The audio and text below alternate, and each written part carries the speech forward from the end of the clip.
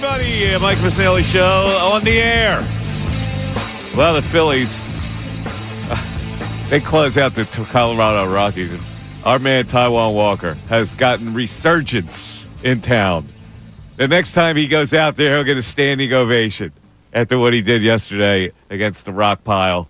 And the Phillies win again. But daunting series follows with the Los Angeles Dodgers, the big bad Dodgers. The Phillies have played, let's face it, they played dreck. The opponents have been dreck. They've got a good record. They've done what they needed to do. I can't take anything away from them. But now it gets serious with the Dodgers coming in tonight. And we'll see. It's too early for this game, this series, to be a measuring stick.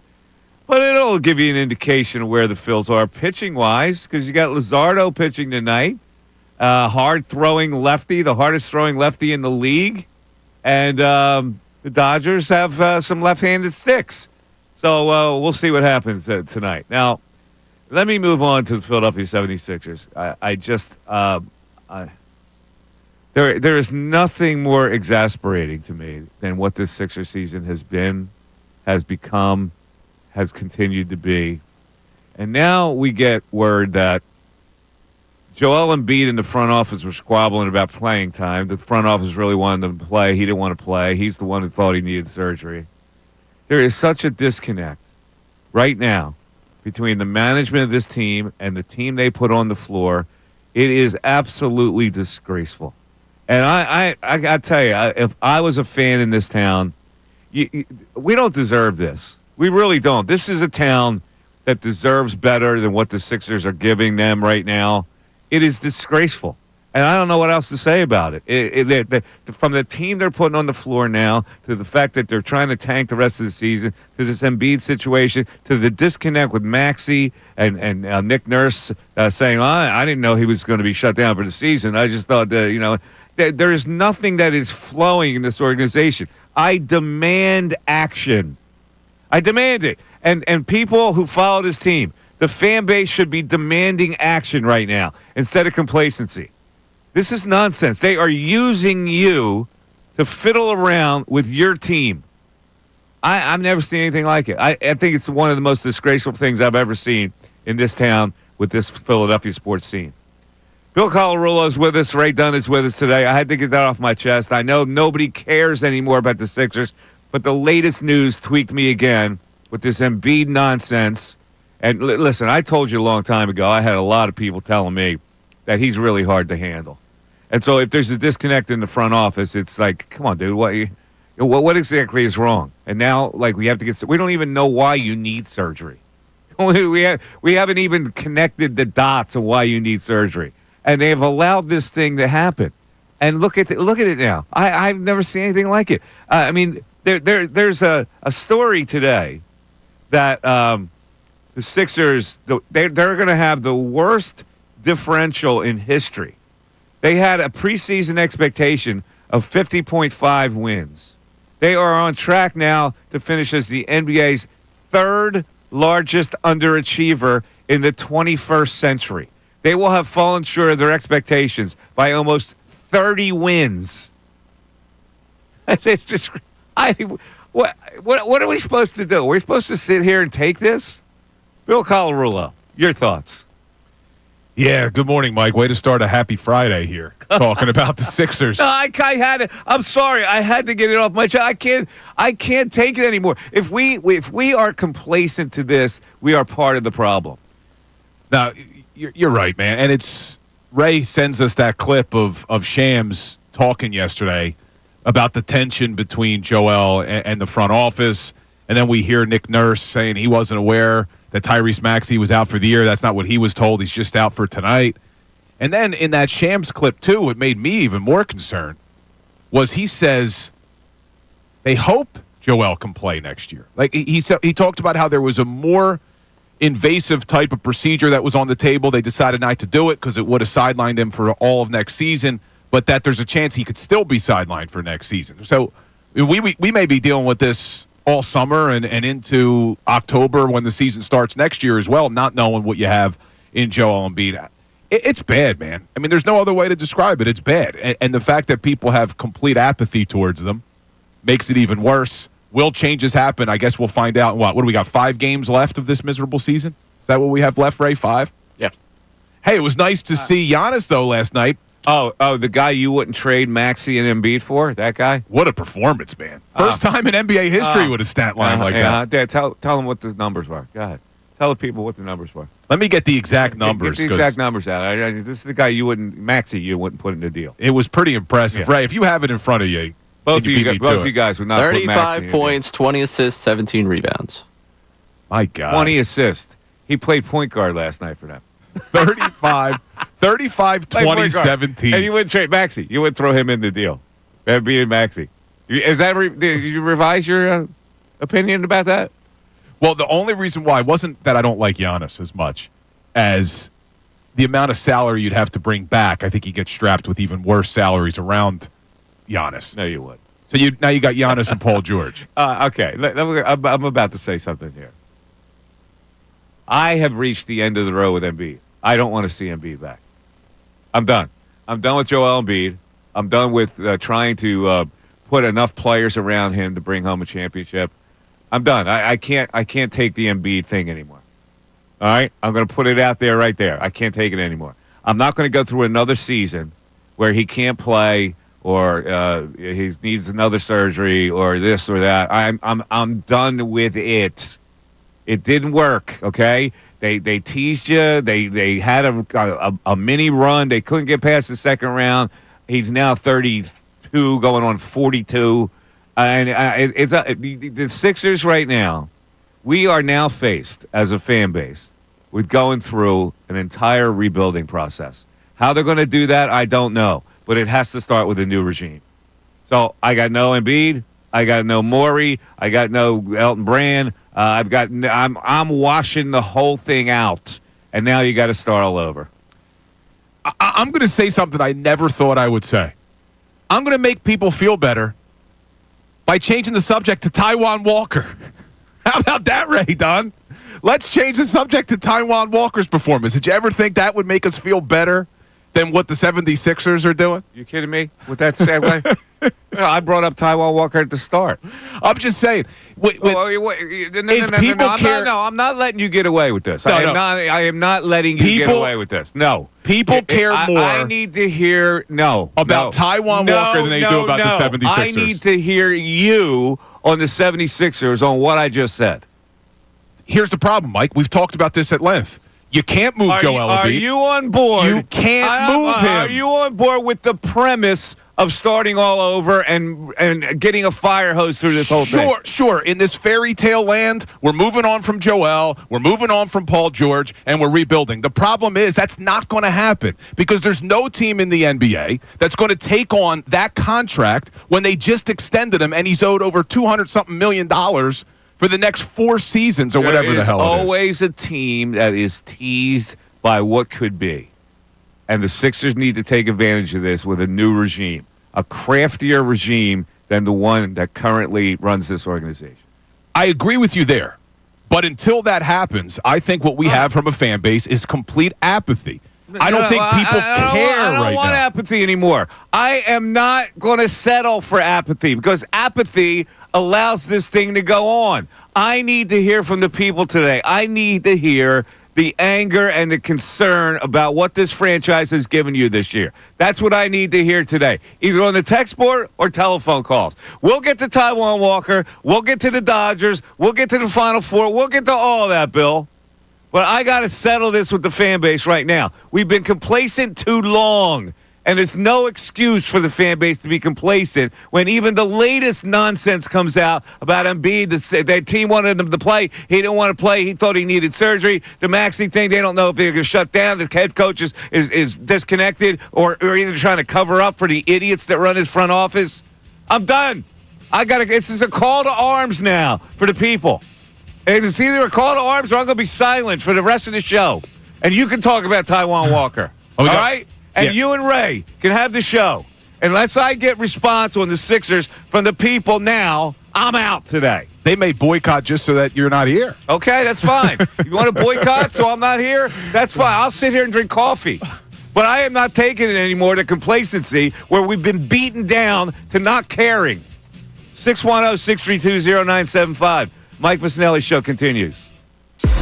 Tyrone Johnson, Ricky Vitale.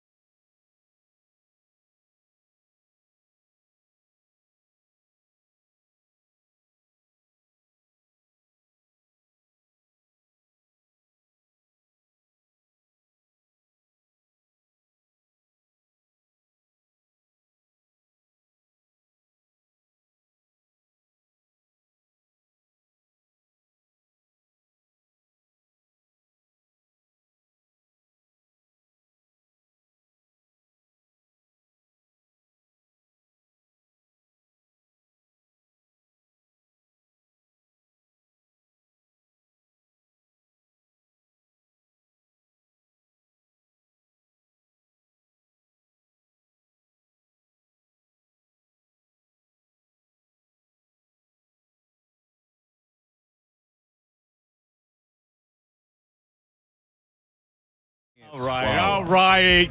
Yeah, get that last one in there. That's an early coffee run for you. It is an early coffee run. I didn't get much sleep last night, so I'm a little cranky. But I can't handle the complacency anymore. Like people say, "Well, what do you want us to do?" We're good. No, I can't handle that anymore because all that does is let them get away with it.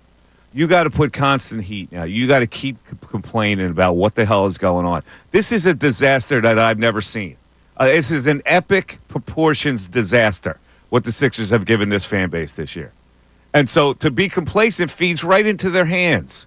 You need to put constant heat and dissatisfaction with an organization that has treated you this way. Yeah. I mean... And that means people got to talk. People still go to the games. They still go to the games. Stop it. They're not going to the games. They're going to the games now because they think it's a good way to get their kids to a game because the kids don't know any better. We went to that Washington game, the Wizards. People were cheering that game. Yeah, they were. They were cheering it. And that's because a bunch of kids are coming down here. But I do think that Josh Harris has to see that these tickets are going for like $5. I mean, you can't ignore that. You can't. Their tickets should not even be purchased. They shouldn't even be because they're $5. They're luring you into going down there. That sends the wrong message. So, are you going to direct this anger towards Ray and his group of friends that renewed their season tickets for next year? Listen, they make their own choice on what to do. Ray might get the benefit of the same team. In which case, that same hope file. I am advocating a complete change. You now have to tear this down. You now have to go back to the process days, but not do it like the process. You need to craft your way through this now with younger players. You need to build it like the Oklahoma City Thunder have built it. It's the only solution now. You need to get this archaic general manager and his staff out of there who thought that by signing 3 stars, older and hurt, was going to make things better in this town. You've taken this fan base for granted. That's the worst thing you can do. For my job, that's the only thing that makes me go crazy. When you take a fan base for granted and you drag them down the road where they're tied to a rope on a car because they can't escape it. That's the worst thing you could do to a fan base is incompetence and let them just suffer through it. Yeah, I know. When you give the example of OKC, though, I mean, you're talking about, like, SGA was drafted, 7 years ago? It wasn't that long ago. I think he was drafted in 18. What the point, Bill? But what I'm saying is that you're handcuffed. Well, you're handcuffed with Joel. Are you saying that they shouldn't change it? No. Because it's too hard? What I'm saying is when you have Joel Embiid, and this is why I agree with you when you say you're ready to move on. When you have Joel Embiid, I don't think you had the luxury of saying we're going to try to build around Joel the way they built in OKC. You didn't have the time. You had to go out and try to sign a guy. They signed the wrong guy, but you had to go out and try to sign a guy like Paul George that could come in here and hit the ground running with him. It didn't work. Well, your idea that you could hit the ground running with him is the faulty idea. This is what I'm talking about. That was a faulty idea. You can't have faulty ideas anymore. You can't throw darts at a dartboard to build a franchise anymore. So what do they do now? So I think everybody would agree with you. They should move on from Daryl Morey, right? So they move on from Daryl Morey. They should move on from everybody. They should move on from Joel Embiid. But how do they do that? Well, they've got to figure out a way to do it. It's not like it hasn't been done. Important players get traded all the time. I understand that right now his value might not be low. There's always somebody intrigued with the possibility that he becomes Embiid. I don't think he's that hard to trade. That contract extension kills you, though. I mean, I'm looking now. He's got 3 years, $193 million left on the deal. So you're going to have to probably... Anybody at any time, no matter what they make, can be traded. Would you... Now, this is a crazy scenario. Sixers get a top 6 pick this year. If you had to include that pick to trade Joel, you had to send your first-round pick. Now, that stifles you because now you're not getting younger because you're not using that pick. But if a team said, look, we'll take on Joel's contract, but you got to throw in a first-round pick with us. Yes. You would do it? Yeah. Ray, would you do that? This is the only first-round pick that's going to change your franchise is Cooper Flagg. What are the chances you're going to get Cooper Flagg? They're slim. Yeah, you're at a 10.5% chance. You know what's crazy? I was looking at the numbers.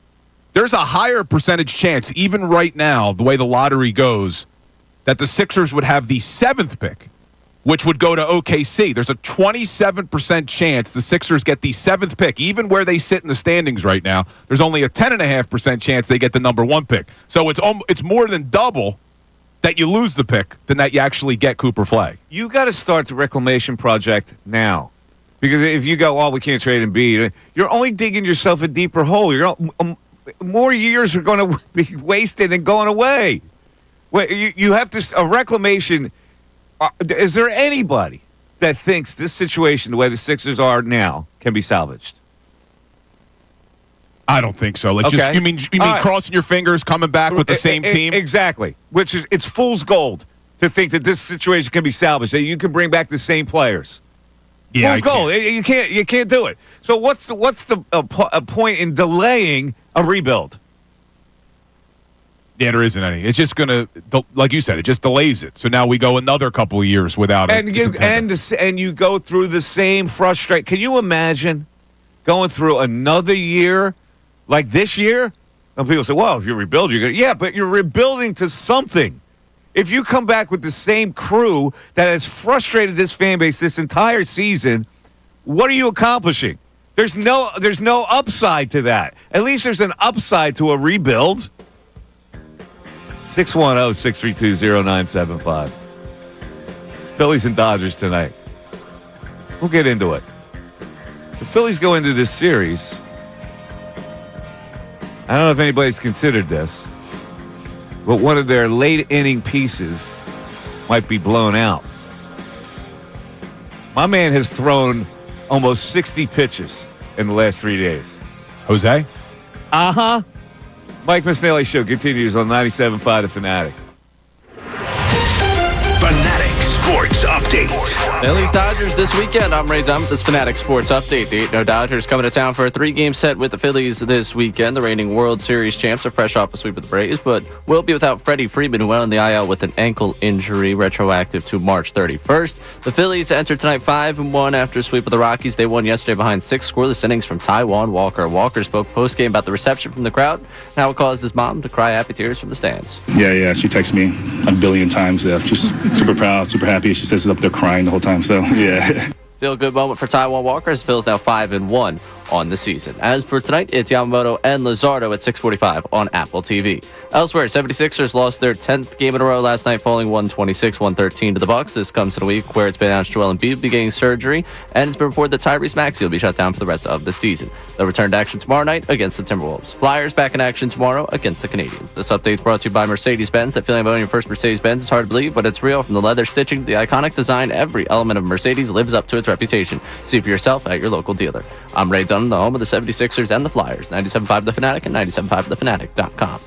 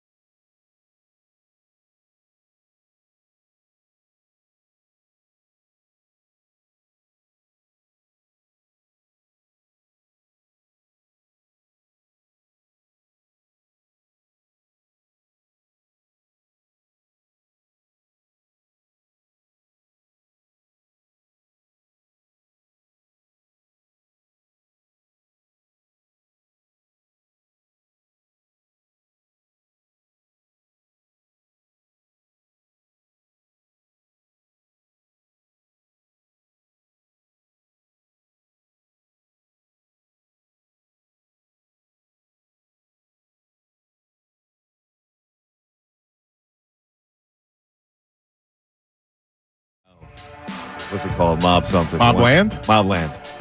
Yeah. This is the I haven't song watched for it yet. Anyway, it's the Mike Missanelli Show. Here's how you get in. It's 610-632-0975.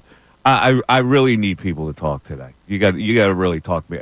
I'm in a really barren mood today over the 76ers. And I want to ask Ray a question. Ray, the collection of mutts that they are playing, especially off the bench right now, is it better or worse than the process parts of a few years ago at the Tony Rotens and the Hollis Thompsons and the Jakar Sampsons of the world? See, I think fondness for those teams probably makes me overrate those teams compared to this one, but also there's some guys when you show up to the arena that you're like, oh, this is a 2K creative player. Like, who are they even rolling out here tonight? So I would take some of those process teams over what we're watching right now. So what I'm saying is they have turned this supposed projected 50-win team into a joke. And guess who the butt of the joke is, Ray? Us? Yes. Good guess. We are the butt of the joke. And they fiddle while Rome burns. And they're in the front office, and what could they possibly be doing? Do they have any responsibility? Are they taking any responsibility for this mess that they have created? Is this president of basketball operations willing to have the courage to face up to the questions about this? The answer to that is no. And so the butt of the joke is on the fans. And now they go, we can get $5 tickets. And they go, oh, well, we can take our kids down there. It's affordable now. Take our kids. And they cheer and they cheer and they cheer. And I go, what the hell? What the hell has happened to the pride of this organization that for the last several years has been a supposed contender for a championship? Right? You can comment too, Bill. Oh, I thought you were still talking to Ray. I'm talking to Ray. I'm talking to Bill. I'm talking to everybody now. This man was a bona fide scrub. He can't play. Pick whoever you want to say about it. I am talking to everybody. How's it feel to be the butt of the joke? You feel good about that? You want to go and take your kids to the game and yuck it up? Yay. All right. No, I mean, I'm not. And then it's dysfunctionist and dysfunctionality. And a function phenomenal. Well, look, at this You ever point, feel like nothing good was ever going to happen to you? at this point, we are commending them for their ability to find ways to lose. But it's the dysfunction I'm not that's the problem. commending anything, okay? I'm not commending anything. They have to lose. It's the only thing they can do. It makes sense. But they shouldn't get lauded for it by any stretch of the imagination. No, I'm not lauding them for the way the season went. But at this point, we know they're just trying to find ways to lose. But it's frustrating, man. I don't know any other words for it. It's an extremely frustrating situation. I do think we're in purgatory. Does this not make you angry as a well, you're an analyst here, but you're also, this is the team that represents your city that has become the butt of a national joke. Yeah, I mean, I was angry 2 months ago. At this point, I kind of just checked out. I mean, that's where I am. Not me. I haven't checked out because when you check out, you play into their hands. But the reason it's worse than anger because it's purgatory. That's what I've been saying. Is I don't see a path. Now you're saying maybe they could get someone to take Joel, but then you start the rebuild. How many years is that going to take? Because I think does it really matter? You don't have any alternative but to rebuild. What do you mean, how many years is it going to take? Why should that matter? Look what you have now. Are you willing to come back with the same situation next year? Same situation, no. But I do think, as frustrated as I am and over the whole Joel Embiid mess, I think the best course of action that they're probably going to have to take is you just have to hope that Joel is healthy after this. As healthy and that is a relative term because he's not going to get back to the dominant player he was. Well, then what's the point? But if you can get some semblance of Joel. What's the point? If you get some semblance of Joel, is it going to make you a contender? You need him to be a dominant player to be a contender. So what's the difference? You're going to come back with him and go, what? Oh, we can enjoy a better hot dog at the arena because they'll win 40 games? Well, you actually think he's going to last more than 40 games? No matter Probably what not. happens with this. No, probably not. But if you could build better pieces around them, like you're not going to build around Maxey, right? You don't think that's the answer, do you? Oh, do you? No. I think you think so. I don't think you could build around Maxey. Honestly, I don't know what the answer is because I don't know how you get out from under Paul George as well. So we're talking about getting out from underneath the Joel Embiid contract. Then you also would have to get out from under the Paul George contract. Yeah, and that means you got to be proactive. And that means you got to get a new regime who now sees that you have to be proactive and no longer active. You got to be proactive, which means you got to leave this era of basketball and put it in a dumpster and move on because it didn't work. Yeah, and I guess it starts with Morey, right? I mean, that has to be the first shoe to drop, and then a new regime comes in and they figure out how to fix You this need a roster. total new regime, and Mr. Owner has a responsibility now to do that. All right. You think he'll do it? What do you think? If you're not what you would do, because I know what you would do. What do you think Josh Harris does? I don't know what he's going to do. I can't get a read on that guy at all. But there's only one solution. I mean, really, I'm not an idiot to believe that there's something with this team could be salvaged, front office or team wise, could be salvaged. It has hit the rockiest bottom you can hit. Rockiest? Rockiest. The rockiest bottom you can hit. Rockiest. Yeah, but it's now the dysfunction, and there's tension between Joel and the front office, and Nick Nurse doesn't know what's going on with Tyrese Maxey. I mean, it is. So in other words, really bad. There's a front office battle going on with Embiid, for whom they covered up all year by saying, well, he still has swelling. And now the report is, well, they really wanted him to play, and he didn't want to play because they thought he needed surgery. The dysfunction goes so deep that you can't even, imagine it right now. Yeah, that was the weirdest part of that Shams report, that he thought he needed surgery. The front office felt like he just needed to get in better shape and play. Yeah. Nick Nurse. Well, nobody told me that Maxey's going to be shut down for. What are we doing? What are we doing on a daily basis here? I don't think they know either, dude. That's the point. And the who's problem. the victim? The victim is all of y'all. Yeah. All right. We'll talk Phillies, Bill. I'm going to let you talk Phillies on the other side. I'm out. You're done. I got nothing to say. Well, I thought we had somebody on the line who wanted to agree with you. Yeah, about we the do. We do have Sixers. Mark and Clementon. We're going to get to Mark. Sorry, Mark. I just had to get this stuff out of my system. I woke up really seeing these reports, these Sixers reports, and it just I just can't take it anymore. It's making my life miserable following this team. It's the Mike Missanelli Show on 97.5 The Fanatic. The Philadelphia 76ers.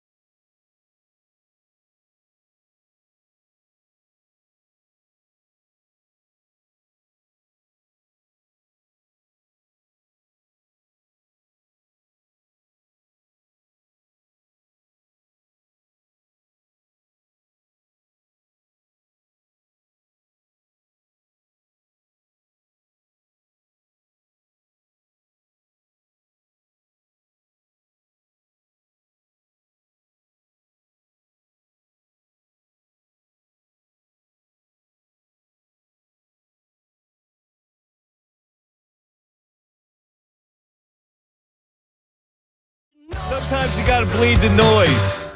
Right? Is that what they're saying? I don't know. I'm bleeding. We'll get to talk about the wonderful Taijuan Walker and the Phillies, who are they're hot. They're 5-1. They play the Dodgers tonight. You know, when I talked about the bullpen needing a little more depth, this is one of the reasons why. Because you had to milk Alvarado for a lot of pitches to get out of a series against the Rockies. Now, you certainly can't use him tonight.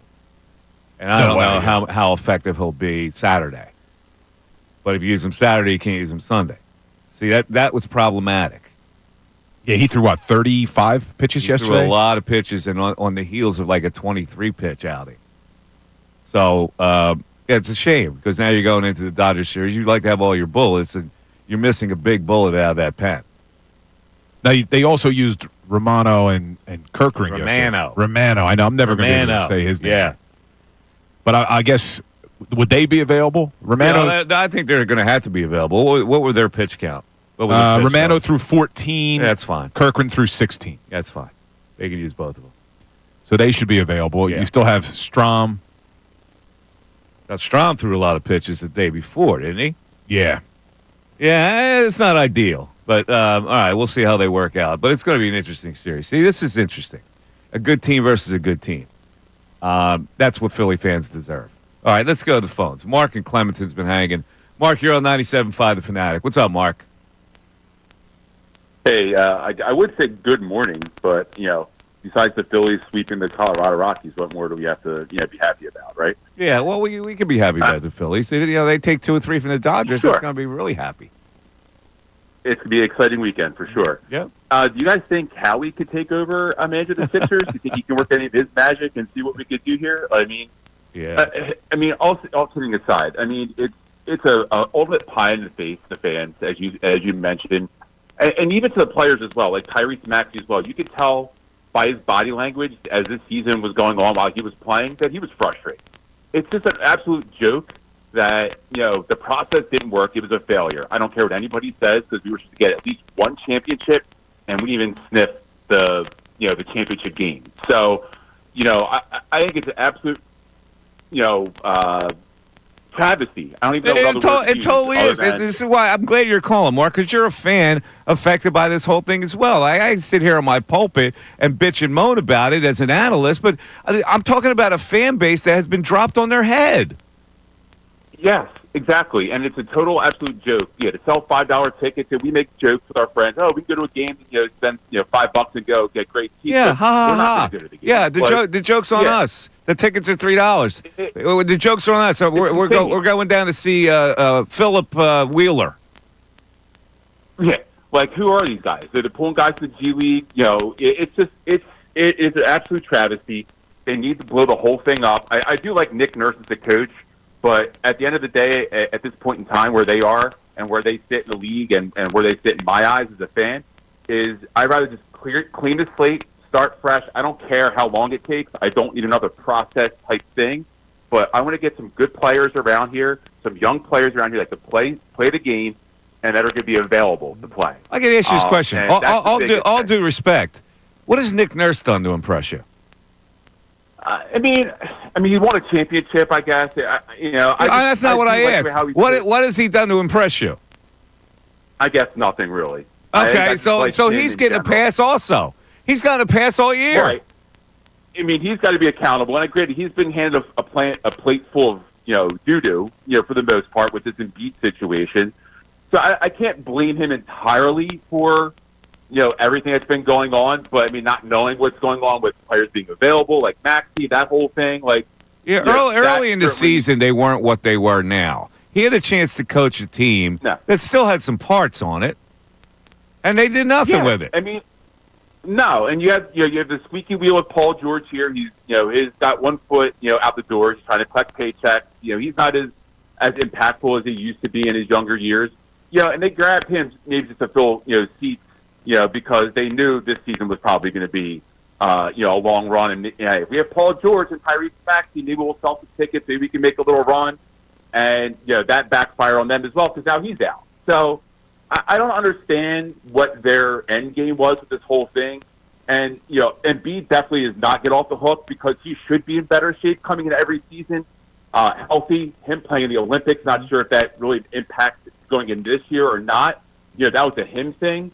But ultimately, he has to have 100% responsibility on himself, on his health. You're a professional athlete. Yeah. Your job is not only perform on the basketball court, but to maintain your health and be ready to play. I don't think that Joel, thanks for the call. I appreciate it. I don't think Joel Embiid wants to play anymore. I really don't. I really do not think he is interested in playing NBA basketball at a high level anymore. I can't get there, man. I can't get there. I mean, you're talking about Joel Embiid, who last season came back after the knee surgery so that he could play in the playoff series against the Knicks. What'd you see this year? Forget about last year, what he did last year. Forget about what Nick Nurse did 7 years ago. Yeah, but I'm talking about right now. Does he give you the body language and the determination that he really wants to be a dominant player in this league anymore? From what you saw this year, no.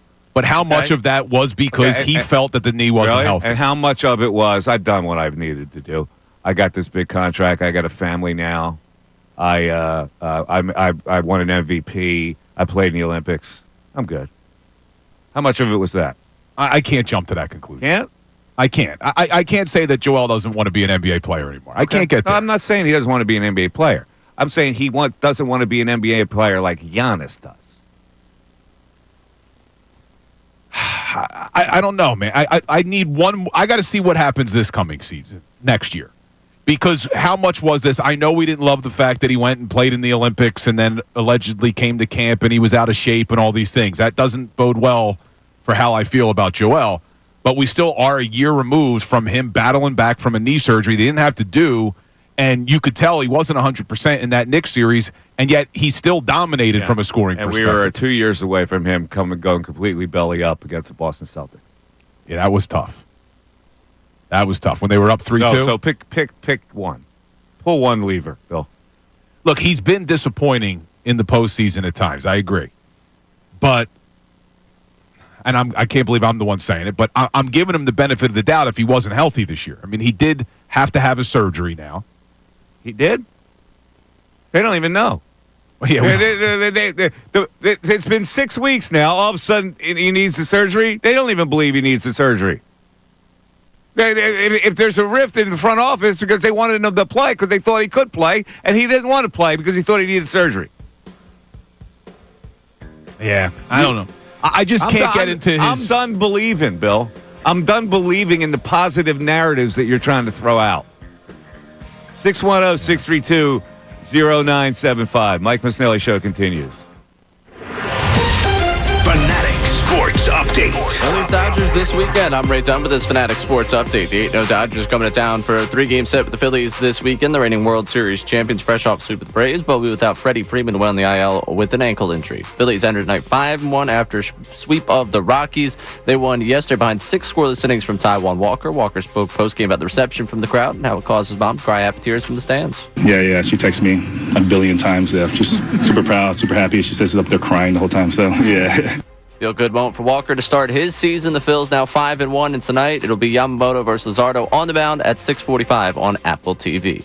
Elsewhere, 76ers lost their 10th game in a row last night, falling 126-113 to the Bucks. This comes in a week where it's been announced Joel Embiid will be getting surgery, and it's been reported that Max will be shut down for the season. They'll return to action tomorrow night against the Timberwolves. Flyers return to action tomorrow night as well. They're against the Canadians. This update is brought to you by Mercedes-Benz. That feeling of owning your first Mercedes-Benz is hard to believe, but it's real. From the leather stitching to the iconic design, every element of a Mercedes lives up to its reputation. See for yourself at your local dealer. I'm Ray Dunn, the home of the 76ers and the Flyers. 97.5 The Fanatic and 97.5thefanatic.com.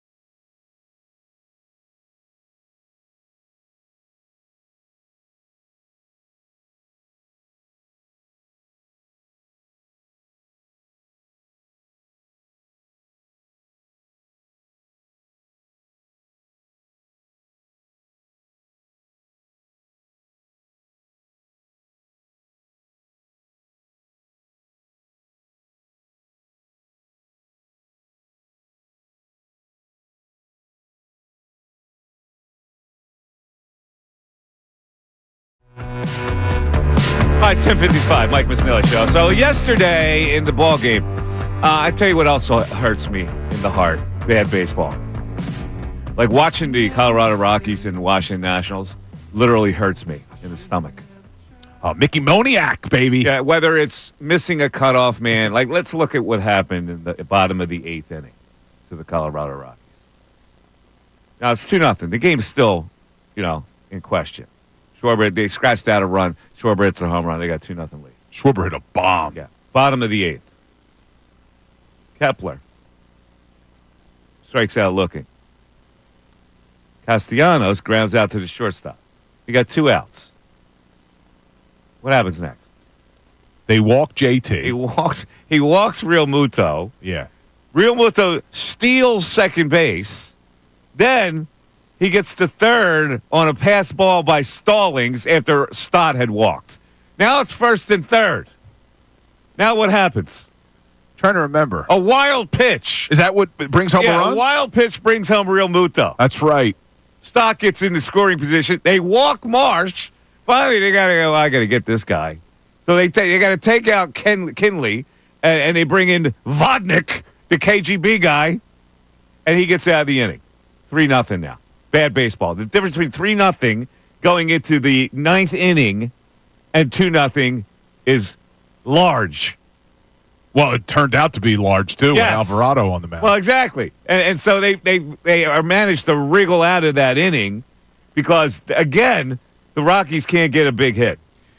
But that's why, and you said this to start the show, the 2 teams that the Phillies have faced so far have been Drek. So it's exciting now that they're going to go up against a true good baseball team, a great baseball team in the LA Dodgers, and we should learn a lot about this Phillies team over the next few days. That's what I'm excited about. Yeah, but again, like bad baseball, ugh. And if I'm a manager of a major league team, and this nonsense goes on where my guy doesn't hit a cutoff, there's a pass ball, there's a wild pitch, I mean, I'm ready to pull my hair out. This is the major leagues. Yeah, and it was basically every game this series, the Rockies did something. Exactly. Yeah. And Washington did the same thing. And the Phillies still kind of left these teams hang around. So just when you're down on the Phillies, you think they can't beat the Dodgers, I hate to do this, but they're not the Rockies or the Washington Nationals because you would suffer through bad baseball for an entire season. This is bad. This is very, very bad. I'm sitting there laughing. I'm going, are you kidding me? They got the first 2 outs of that inning. They wound up giving up a run. Then they get the bases loaded. They get a run in with nobody out in the 9th inning. They load the bases, and they 3 strikeouts happen with a man on base. Yeah. With Alvarado all over the place. Yeah, Alvarado was all over the place. 30-plus pitches. All right, let's go back to the phones. We got Nelson in Reading. Nelson, you're on 97.5 The Fanatic. Yeah, how you doing, Mike? What's up, Nelson? Ray and Bill.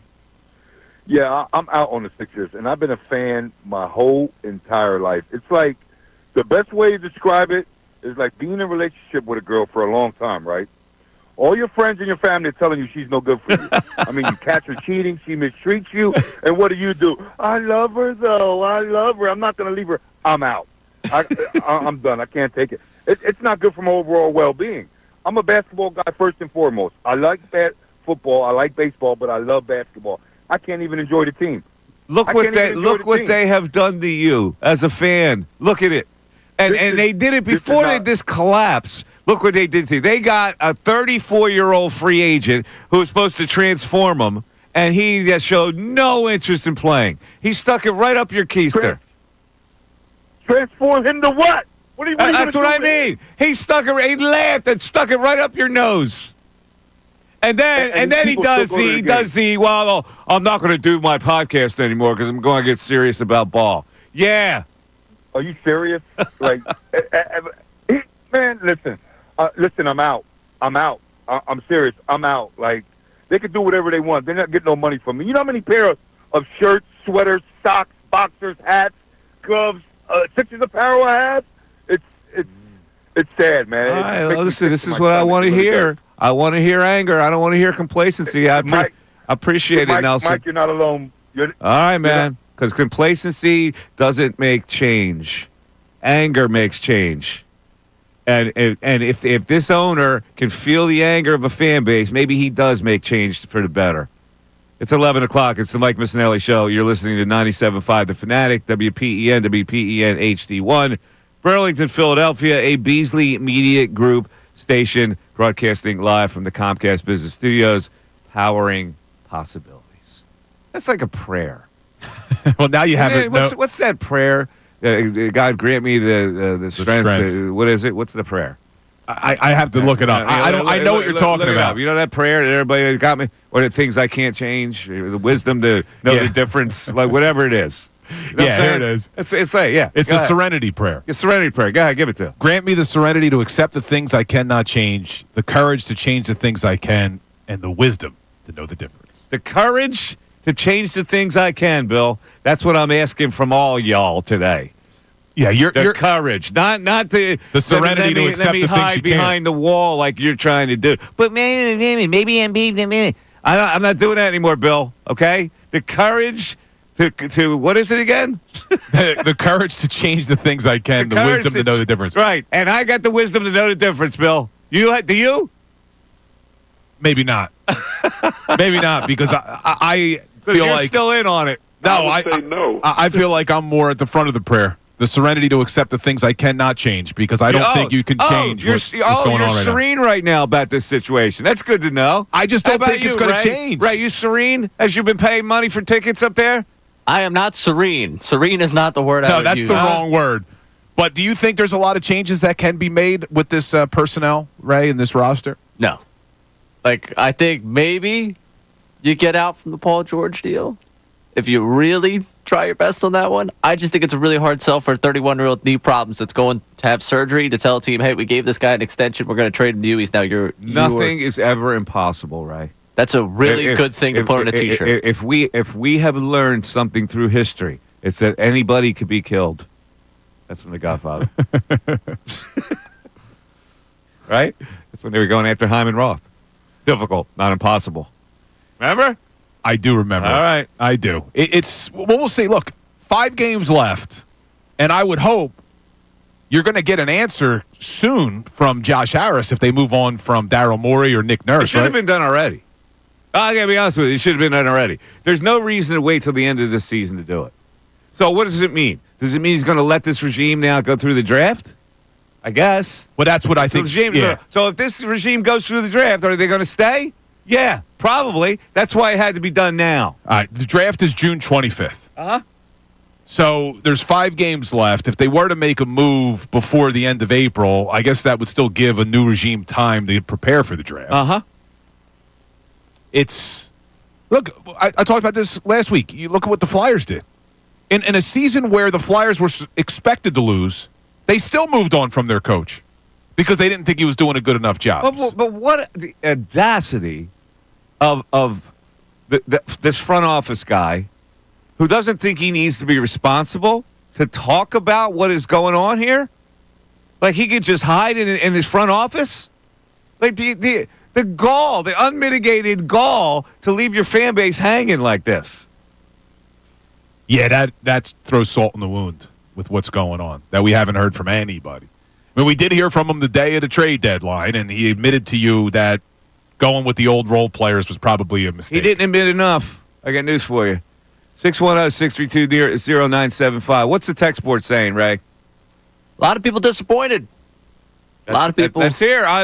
This is a day of disappointment. I am tired of the complacency where we're not talking about this anymore. Well, what can we do about it? I'm tired of that mentality. So what are they saying on the text board? Shane from Philly, I'm with Mike. Cleanse the franchise of it all. Also, can we hold the owners responsible, too? I've never seen so many horrible decisions and crazy stories in any franchise. From Colangelo's burner to Fultz to Simmons, it never ends under this ownership. Well, this ownership has made the mistake of trust. They have hired high-profile people and have trusted them. And now that's got to stop. It completely has to stop. I don't know. Josh Harris is a very strange man to me.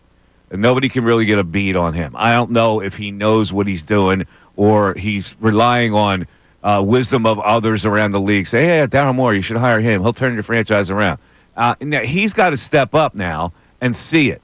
But himself, without any guidance from anybody else. If you don't know NBA basketball, learn it. Because you don't have to be a James Naismith to look at this team and the destruction it has caused this city. Yeah, and I mean, I would have to assume that Josh Harris, who owns the Washington Commanders with minority owner Magic Johnson, they had Bob Myers in there helping them out when they were doing their stuff. These guys have to be saying something to Josh Harris, too. Like, yo, what the hell is going on with your basketball team? Like, even if Josh Harris doesn't realize it himself, which I couldn't believe anybody couldn't realize it, you would think these guys he's rubbing elbows with every day with his NFL team have to be saying to him, dude, you got to do something, man. It's an embarrassment what's going on with the 76ers. People don't want to go to the games. People are showing apathy towards your basketball team. What's going on? So maybe Magic Johnson will help us a little bit, get in his ear.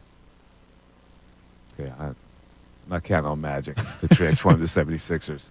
What else is the text board saying, Ray? All right. We got, who was it? Jimmy Buckets, check it in. Embiid should have gotten this surgery years ago. I'm with you. No apathy. Action. The Sixers are the girl that leads you on with a nice smile, knowing they will never entertain you seriously. They play with your emotions to sway you from side to side and believe in the idea of a better future. The beautiful lie of 10 years shoved down our throats. Wipe them clean. You know what I have to call this whole season? The 770 fallacies. Here's my question to that texter. What surgery? Yeah, he did have this surgery. What surgery does he need? What is the surgery that he needs? Nobody seems to know what kind of surgery he needs. Nobody seems to. Do you think there's a doctor out there saying, dude, you need surgery, and you need it right away? The doctor's going, I don't know. Do you need surgery? I have no idea what you need. Yep. They don't even know. Well, I mean, this surgery he just had, what was it, 14 months ago? The meniscus? Yeah, I mean, the arthroscopic knee surgery. I'm talking about right now this surgery that he believes he needs, and the Sixers have finally gone along with it after saying, well, I don't think you need surgery. We want you to play, right? That's what they're saying. That's what all the medical people apparently were saying, except they were saying, well, he's experiencing swelling, which I think was a cover-up for everything. They don't know what the hell is preventing him from playing.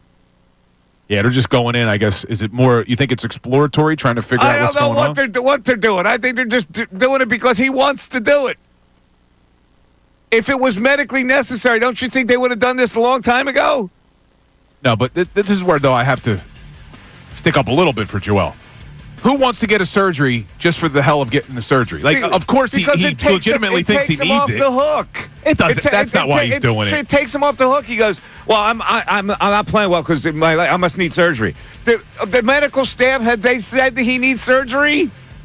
All these weeks that went by, Bill, what were they doing? Were they saying, yeah, he needs surgery, we got to shelf him for the year? You legitimately think Joel's getting a surgery just to take himself off the hook? I think that there's something really fishy here about him needing surgery because nobody seems to know what surgery he needs. And if you really knew, they would tell you exactly what he needed. 610-632-0975. We're back after this.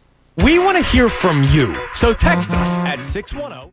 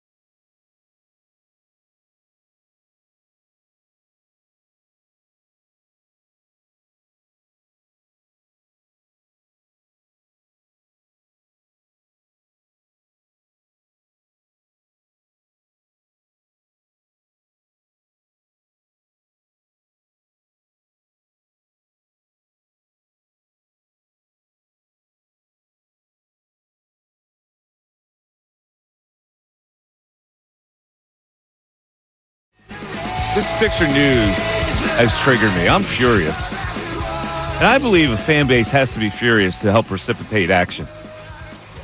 I really do. I really believe that the more furious a fan base gets, the more pressure that puts on the people who run the franchise. I don't think you're wrong with that. I don't think you're wrong with that, but I do think that apathy's worse than anger at times. And I do think there's a lot of apathy towards this team. Apathy lets them get away with it. Apathy lets them get away with it. They're still selling tickets. Yeah, I get it. They're selling them for $5. There's still people in there excited. There were cheers coming down the stretch for the Wizards game. Yeah, that surprised me. That did surprise me. That was the first time I was in the building this year, and it did surprise me. But look, we keep making the analogy of the Sixers are like the significant other that everybody tells you that is bad for you. Ray made that analogy yesterday. But I think when you continue to go back and argue with that person, it's because you still care. When you start to just ignore them, I think that says a lot more. And I think that's what you're getting a lot with the Sixers. They're being ignored. I really think. How many people you think watched the game last night? You think people were tuned in? I didn't watch 1 minute of the game last night. And I think that's most Sixers. And Giannis put on a tremendous performance. The guy you wouldn't want to trade because you don't want to throw in Maxey. Let me read this story on Maxey here. Well, Maxey has been much more productive than both of his all-NBA teammates, meaning Embiid and George. Last year's most improved player also fell back to earth a bit. With a heavier workload than expected because Embiid and George were often so absent so often, Maxey still scored plenty of points, but his efficiency suffered. His three-point accuracy dropped from 37% to 34%, and his turnovers spiked by a third from 1.7 per game to 2.4. Now here's the kicker. It seems that Maxey has found his ceiling and is better suited as a secondary star rather than a primary option for a playoff team. Yeah, I think that's pretty spot on. I mean, look, I give some excuse to Maxey that when you were dealing with what you were dealing with Joel and with Paul George, I'm sure that would take a toll on anybody, even someone as upbeat as Maxey. But I do think that we learned Maxey's not a guy that's your number one option. Where people were saying that last year. Like before they did sign Paul George, some people were saying last year, build around Maxey, build around Maxey. I don't think that Maxey can be the number one. All right. I think he proved that this year. I think you're right about that. But he is a solid two. He's a good player, okay? But, well, like I said, when you're trying to move people here, and I understand the salary ramifications, but when you're trying to move people, who else is marketable that you can get to take a contract like George or Embiid? That's the guy that has to go. Yeah. Maybe McCain, even though it was a small sample size? Not McCain. More Maxey than McCain. Maxey's got more value than McCain. Oh, definitely, yeah. You're right. When you look at the current roster, the guy who has the most value would have to be Maxey. All right. We have Darren from Cheltenham. Darren, you're on 97.5 The Fanatic. What's up, Darren? Hey, Mike, how you doing? Good, man. How you doing? With you, how are you? Good. I'm glad that somebody finally has some fire about the Sixers, man. It's terrible. It's heartbreaking. It, quite frankly, pisses me off the way they've handled everything this year. They don't respect us. You know, the front office, they don't care anything about us. They're dragging us, and they're just taking advantage of people. And to your point, the more you go to the games and support, what do they care? You know? Yeah, they're getting lower price tickets. I get that, but I hear you. I know you're saying exactly what I'm saying. They disrespect the fan base. Well, correct me if I'm wrong. These secondary market tickets that are going for $5, they were originally purchased at full price, right? Yeah. So they got their money, right? Yeah, they did get their money. You're right about that. So you know what I mean? Like, what do they care? Yeah. You know, they're still going to get parking. They're still going to get concessions, right? Mm-hmm. So what's the message being sent? So somebody's paying $5 to go to the games. Great. Well, a lot of people are not showing up. They did get their money, but an empty building doesn't look good on TV. No, but, I mean, you know, they can pan it a certain way to have the cameras show it a certain way. So, would that be NBC Sports Philadelphia's mandate to show? They wouldn't care. They wouldn't be on board with not showing. Remember during the COVID days where they had the fake cardboard cut up? Yeah. Remember the cardboard cutout game during COVID when they just showed that bottom layer? Absolutely. You know, I had a cardboard cutout at the vet at the not the vet. The Right. Citizens So Bank they can make ballpark. it look, Oh, you bought one of yourself? No. They put one. The Beasley Media bought likenesses for me and Preston and Steve. Oh, they did. Yeah. So we were seated in the COVID area. What facial expressions did you have? Were you Your happy? partner Were you said angry? I don't remember. I think I was smiling, which is Your very partner rare. said something that intrigued me. I almost drove off the road earlier where he said, I never thought we'd see the day where we might have to package Embiid to get rid of him. I mean, 3-4 years ago, would you ever think that would be a case? You got to give up a draft No, pick. but at this point, Get I rid of got Embiid to ask you: aren't you tired of the Embiid thing? Are you tired of it, or do you want to see it one more time?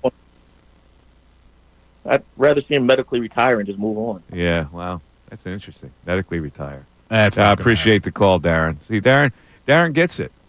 They have completely disrespected the fan base by, they're carrying on with this nonsense like nothing is, like it's nobody's business. Like they're bringing in guys literally from the street and throwing them on the basketball floor.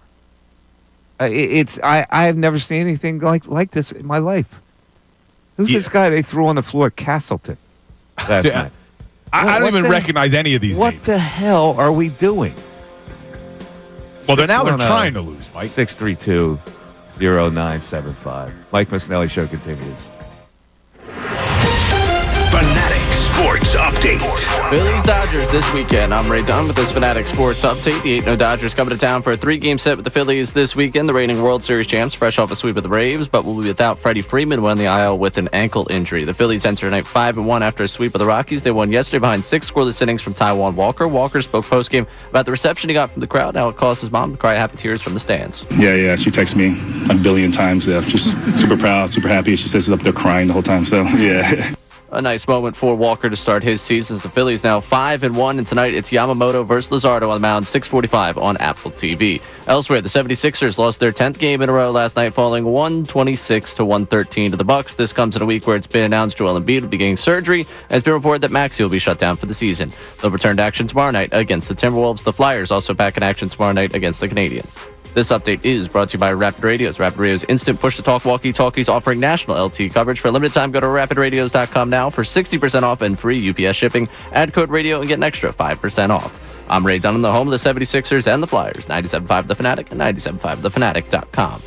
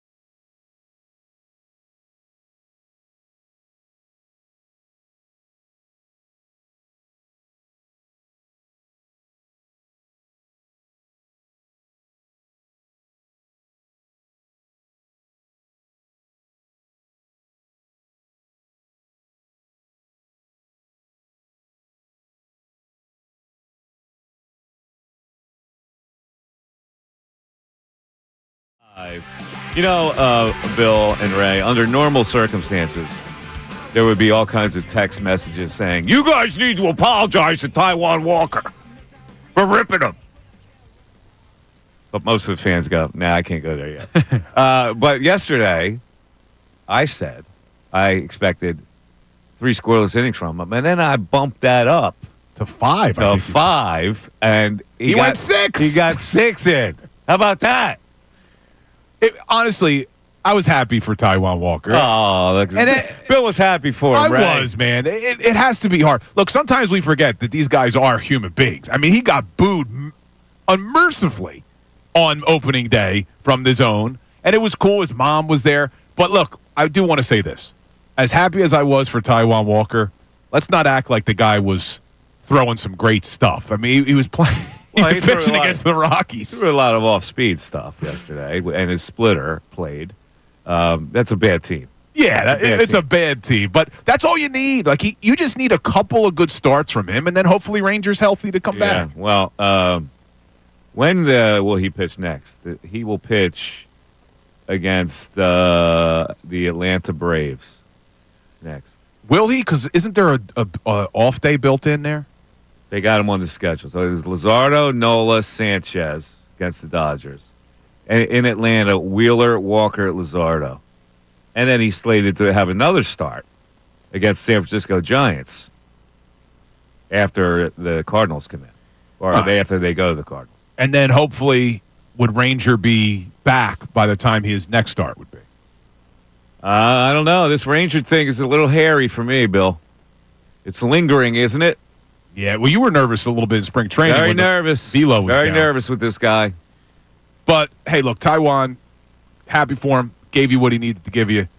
You played 2 bad teams. But now, you got the World Series champs coming. You got the best team in baseball coming. You got an 8-0 Dodgers team. There's that age-old argument. I used to have this with the Yankees way back in the day when Steinbrenner owned it. Is it fair? Is it good for baseball to have the one team superior that wants to spend $400 million? I think it's awesome. You think it's awesome? You like that? Here's why. Why? Baseball's the one sport that you could spend $1 billion, and it doesn't necessarily mean that you're going to win a 5 or 7 game series. And I like having the big, bad L.A. Dodgers or back in the day when it was the Yankees. I do, because I think it makes it more fun trying to knock that team off. Knock the kingpin. Yes. Down, the $400 million team. Yeah, like, look, if we were talking about NFL, if there was no salary cap in the NFL and a team could just go and spend hundreds of millions of dollars more than any other team, I think they would dominate every game. But that's not how the sport of baseball is. But, it's funny because they put that tax thing in to prevent stuff like this. And the team just goes, we'll pay it. It hasn't deterred the team that has the big money. No, it did not. I was actually looking at the numbers today. It looks like the Dodgers with the luxury tax payroll are $70 million more than the Mets, who are second, $90 million more than the Phillies, which are third. This was in Scott Lauber's article. And that doesn't even include the deferrals that you would think Shohei's putting in. A team like the Phillies, who are spending that much money, could compete.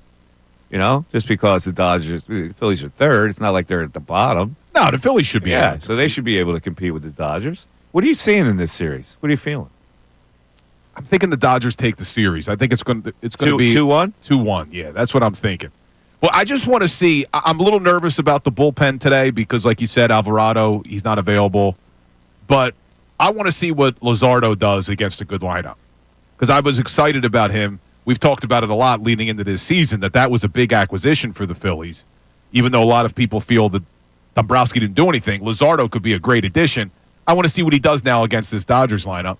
And look, let's face it, as much as we're all Phillies fans and rooting for the Phillies, you get to see, arguably, the greatest baseball player of all time come to Citizens Bank Park. That's always pretty cool. And you get 2 Japanese pitchers on top of it, back-to-back, Yamamoto and Sasaki. Yeah, and they're getting all right-handers. Schwarber will lead off in both those games. Yeah. And then the Glass now. So all 3 games, righties, power righties coming at him. Which I think plays to this Phillies lineup, right? I mean, we got a lot of left-handed bats. Certainly. And it'll allow Bryson Stott. Mono. Stott stays in the lineup. Brandon Marsh, Kepi, Stotty. So yesterday you were a big proponent of Sosa platooning. You may not see Sosa at all the next 3 games. And guess what happened yesterday? Rob pushed another right button because 2 hits stopped yesterday. Topper's on fire, man. Who's the question for our audience is who's more on fire right now? Mikey Miss with his bets or Rob Thompson with his lineup? Rob decisions? Thompson has pushed the right buttons with Sosa, and yesterday why it's outrageous? He's hot. You got to play him. And he goes, yeah, I'm playing my left-hander. How's that going to work out? Boom, 2 hits. Worked out just fine, and I'm all for it. Let's go to Greg in Bethlehem. Oh, what's up, Greggy? Gentlemen, I've been trying to get through the whole time you were talking about the Sixers. I hate to revert back to that, but I think there's culpability for Embiid, the medical staff, and Morey. You know, I don't know who signed off on him playing after his last surgery in the Knicks series, but then you got the Olympics, which he shouldn't have played. I don't know if they could forbid him from playing. No, they can't. But that didn't help, I'm sure. No, and see, this is where Embiid, because to me, a lot of it has to do with personal responsibility. You know, this team gave you $300 million. You know, do right by your employer. Yeah, well, that's true. And, you know, the medical staff must have signed off before the extension, I would think. And then you got Daryl Morey, who's like the modern-day snake oil salesman, you know, who is pushing an inferior product and trying to pull the wool over everybody's eyes. I don't know where they go from here. You know, did you have the toy called Etch-a-Sketch when you were a kid? Yeah. You know, you want to turn it upside down and shake it and erase everything? Absolutely. The Etch-a-Sketch. You know, that's a classic toy. That's got to be a top 10 toy of all time, don't you think? I think so. Top 10. All right, Greg. I think. Thanks for checking in. What? Really? Top 10? What would you put as your number 1? Are video games removed from contention? Well, they have because you could probably go 1 to 10 on video. Yeah. So if we remove them, if you go old school toys, Rock'em Sock'em Robots. I was just going to say because I had that's that. got to be the top. Did you have that? I had it, and then I've got my son, like the modern version of it, but you could still get the throwbacks. How about electric football? Terrible game. I had it, but it was terrible. You couldn't get them to do anything. And you'd put the little paper football and have them try to throw it. It was like the worst game ever. How about Mousetrap? Mousetrap, I have that for my kids now. Really? It takes you like an hour to put it together. It does, and they get 1 moment. 1 moment of the trap falling on the exactly, mouse. 1 moment. Catch the rat. Yeah. The Slinky's got to be up there. Oh, the Slinky. Not bad, Bill. Now, I don't know if you had this, but when I was a kid, Crossfire was a lot of fun. I don't know what that is. What is Crossfire? It was like each had like levers. It was almost like pinball, but you're playing against each other with the balls. You're trying to like shoot it. I don't know. That was a fun one. I don't even think they make it anymore. How about Hands Down? Remember that where you had the 4 flat hands and you had to press it down before somebody else did. You know, if you got the answer, it was something like that. I don't remember that one. Top 10 toys of all time. Let me see. Top 10 toys of all time. The top best-selling toys of all time. Oh, Buzz Lightyear, Bratz dolls, Tamagotchi, Hot Wheels, Furby, Cabbage Patch Kids, Game Boy, and Barbie. Yeah. And I think you got to go like top 10. Well, I guess they're considered toys. I'm looking more like... No, Rock'em Sock'em Robots was a classic, man. Yeah, Rock'em Sock'em. You hit that jaw the right spot. What about? I always thought the blue guy was better than the red. Yeah, I think that may have just been yours. Was that mine? It was probably a little bit. Was it? But now I got my son like robot ones that they're like remote control on the ground. The toys have evolved. Yeah, but people in the video games just blow everything away. So you can't even. Nobody's going to take the time to do a toy anymore. But with the video games. Speaking of toys too, so I had my basement redone like last year, and I really wanted a bubble hockey for my basement. That's Mike. You know how expensive a legit bubble hockey thing is? What was it, $700? More. Is it really more? Is it like 1,000? Thousands. Hold on. Thousands for the bubble hockey? Yes. Oh, but it's a classic toy though. So that's a great thing to have in your basement. To get the authentic bubble hockey that you would see at like an arcade, like a real legit one. Yeah. $4,500. $4,500. Yeah, like you could go bubble hockey. Yeah, you could go to cheaper ones, but like the authentic ones that you're used to playing, like the good ones they have at the Wells Fargo Center. Yeah, they're over $4,000. Oh my God! So, needless to say, I do not have one in my basement. So, Ray, you don't have one. How about foosball? You a foosball man? Were you ever a foosball man? Never really into the foosball. No? I preferred bubble hockey. How about you, Ray? Were you a foosball man? We had the foosball table. Oh, you have a foosball table? My parents, yeah. Oh, look at you. So Big you fan must of be a foosball. master at it. I should be better at it than I am. Are you a ping pong player? We didn't have it. Like, we didn't have the ping pong at the house. Are but you a ping pong I'll player, play. Bill? No, I'm never a real big All right, pong. I'm going to tell you. I will slay anybody on this whole floor. We need to get a ping pong table. I will demolish you in ping pong. All right. I mean, you probably will. I'm not that good, but we could do it. If there's any ping pong players on this whole floor, I will challenge you. Maybe we need to get ping pong at the next fan fest. Mikey Miss can play some ping pong. All right. All right. Prove it. You versus, you know who would take you in ping pong? Who's good? You know who Jake Elliott would smoke you. You would? Jake Elliott apparently is a huge ping pong player. Well, I'll take Jake on. There was one guy that beat me, was the governor of Delaware. The guy shows, I forget what his name is. Look at the governors, the last few governors of Delaware. The guy shows up. This was at Xfinity Live. It was a tournament. And so I won my first match, and the second match I got to play this guy. The governor shows up with John Carney? It wasn't Carney. It might have been the guy before Jack him. Markle? It might have been Markle. I think it was Markle. He shows up with a custom paddle in like a case. Oh, you're screwed at that point. I go, oh no. he whipped my ass, and I'm good. Wait, now does that make you're a little bit of a nerd at that point, aren't Well, you? I mean, obviously he took his ping pong seriously, man. I'm using the paddles that were there. He's got his own personal paddle. He slayed me. I go, man. He named it, too. Apparently, he called it Lucille. Remember that Fresh Prince of Bel-Air episode? No, you don't. Ray doesn't know what I'm talking about. Nobody. Steve, why don't you Google, what's his name? Markle? Markle ping pong. He's like a master, this guy. 610-632-0975. There's YouTube videos of it. There you go. Look at that. Governor Markle dominates celebrity ping pong tournament. There you go. That was probably the one he beat me in. Mike Missanelli Show continues on 97.5 The Fanatic. Andrew Salciunas.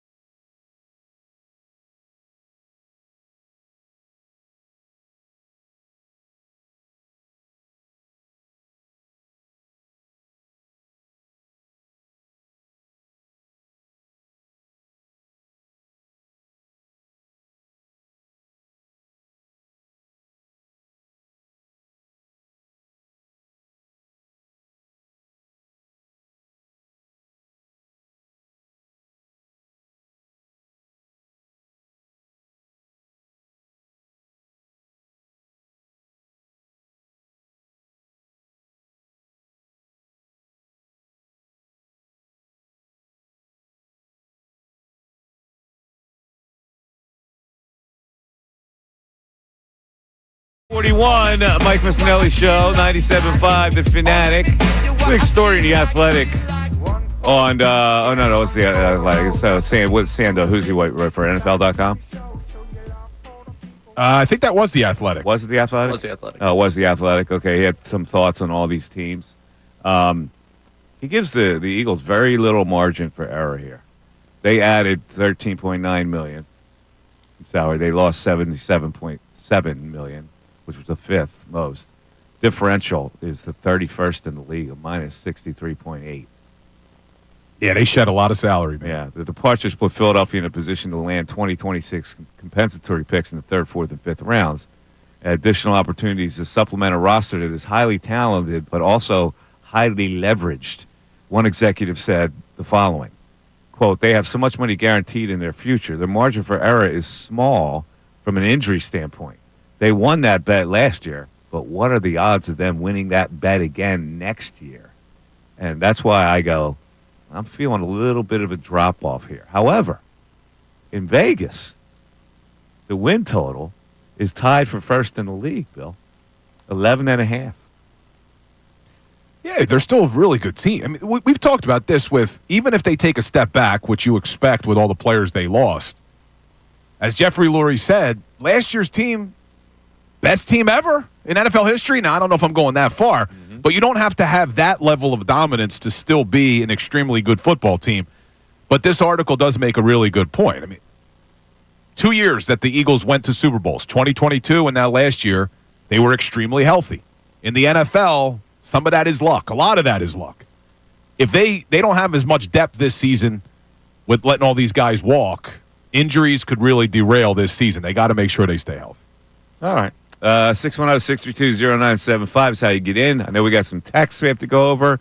I've been fired up about the 76ers because, the news breaks that there was a front office battle with Embiid, that they thought he should be playing. He thought he shouldn't be playing. He needed surgery. And they wound up covering up for him all year, saying, he's not playing because he has swelling. And then Nick Nurse says, nobody told me that Maxey was out for the entire year. And I'm going, what the hell are we doing? How could you just take this franchise away from the fans, totally detach it from the fans, not let them know what's going on, and expect them to accept what's going on? And it just has ticked me off today. Yeah, I don't see how Sixers fans are accepting any of this. I mean, you can't. But Nick Nurse, and I agree with you. You said earlier, with all due respect, what has he done? What's he done? And I agree with you. And last year, they couldn't figure out how to survive without Joel. This year, he still had no answers how to survive without Joel. But even though I don't think he's done a great job, could you imagine being Nick Nurse in this? If he's really not getting any communication. In the beginning of the season, they left Nick Nurse out to dry, man. When he was the one constantly having to get in front of the media and answer questions about what was going on with Joel Embiid, he's ramping up. Well, what does that mean? No one else has gotten in front of a microphone. So even though I don't think Nurse has done a great job, I do feel for him a little bit. I mean, the organization's leaving him out to dry. If they've done him dirty and they let him out to dry, he should quit. He really should. He'll get a job. He'll get a job somewhere else. He'll get hired in 3 seconds. If you're that disgruntled about it, quit. Yeah, if you're Nick Nurse, I mean, would you want to be back next year? I don't know what's going through his head. I can't figure out what this guy's about, this Nick Nurse.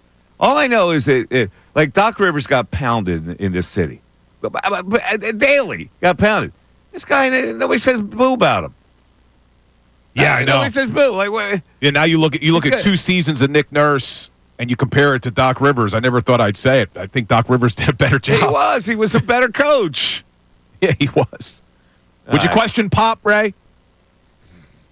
It's a dumbass question. You don't know basketball, whether you like it or not.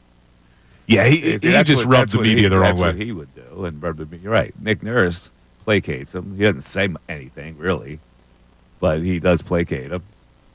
All right. What's the text board saying, Ray? Am I out in left field with this whole thing? No. The text board's just as upset as you are. Ron in Allentown with a very, very good observation here. The knockout game was more entertaining than the current Sixers product on the floor. I just want to say it's true. It's a good point from Ron there. Refresh my memory, too. Who was the staff champ? Oh, that's right. I got the ribbon. I'm gonna be honest with you. I'm now embarrassed with the knockout tournament. You think we contributed to this? I think that we patronized the whole thing with the knockout tournament. It was more about, though, we got to... I know, but it still, it leaves me with a bitter taste. Why I didn't play? We got to compete against our listeners. Why I didn't participate? I can't. But you will participate in a ping pong sort of nothing to do championship. with the Sixers, does it? Yeah, because there's people already want a piece of you. Oh, they do want a piece? Yeah. Let me tell you something. There are many people that said that over the years. You know who said that the last time somebody said that? I used to have, I had a couple big parties at my house back in the day for the people at the radio station. I brought a ping pong table in. You know who talked more crap than anybody? That Jamie Lynch. Really? Yeah. And you smoked him? Yeah. He limped out of town. You see, I wouldn't. I talk a lot of trash, not when it comes to ping pong, because I think I will get my butt kicked. A lot of people talk trash, and they look at me and they go, he's an old, decrepit old man. Mm-hmm. Yeah, that's what a lot of people say. Okay. Okay. And that'll make your defeat feel even worse. Now, maybe I could take on Ray. You're not a big ping pong player, Ray? I mean, I play. I'm not going to sit here and tell you that I'm running the table. I've never really played that much. Let me tell you how good I am. We had a ping pong table in our basement, but the basement was damp and it warped. I learned to play trick shots. Because of the warped floors? Because of the warped table. It was like the bad spot on the parquet floor. I know it.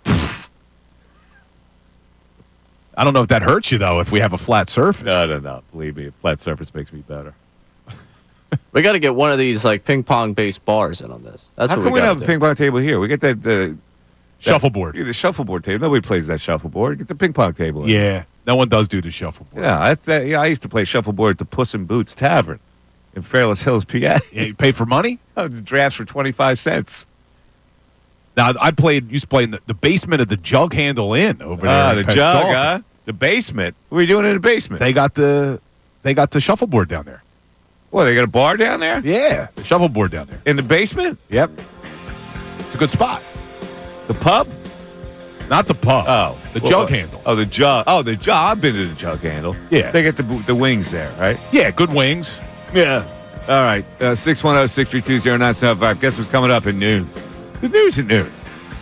Don't go anywhere. Fanatic Sports Update. Phillies Dodgers this weekend. I'm Ray Dunn with this Fanatic Sports Update. The 8-0 Dodgers coming to town for a 3-game set with the Phillies this weekend. Reigning World Series champs, fresh off sweep of the Braves, but we without Freddie Freeman, went on the IL with an ankle injury. Phillies entering tonight 5-1 after a sweep of the Rockies. They won yesterday behind 6 scoreless innings from Taijuan Walker. Walker spoke post-game about the reception from the crowd. Now it caused his mom to cry happy tears from the stands. Yeah. She texts me a billion times. Just super proud, super happy. She says it's up there crying the whole time. So, yeah. A good moment for Walker to open up his season. The Phillies now 5-1 on the year. Tonight, it's Yamamoto and Luzardo on the mound, 6:45 on Apple TV. Elsewhere, the 76ers lost their 10th game in a row last night, falling 126-113 to the Bucks. This comes in a week where it's been announced Joel Embiid will get surgery. It's been reported that Maxey will be shut down. They'll return to action tomorrow night against the Timberwolves. Also, the Flyers return to action tomorrow night against the Canadians. This update is brought to you by Rapid Radios. Rapid Radios instant push-to-talk walkie-talkies offering national LTE coverage. For limited time, go to rapidradios.com now for 60% off and free UPS shipping. Add code RADIO and get an extra 5% off. I'm Ray Dunn, the home of the 76ers and the Flyers. 97.5 The Fanatic and 97.5thefanatic.com.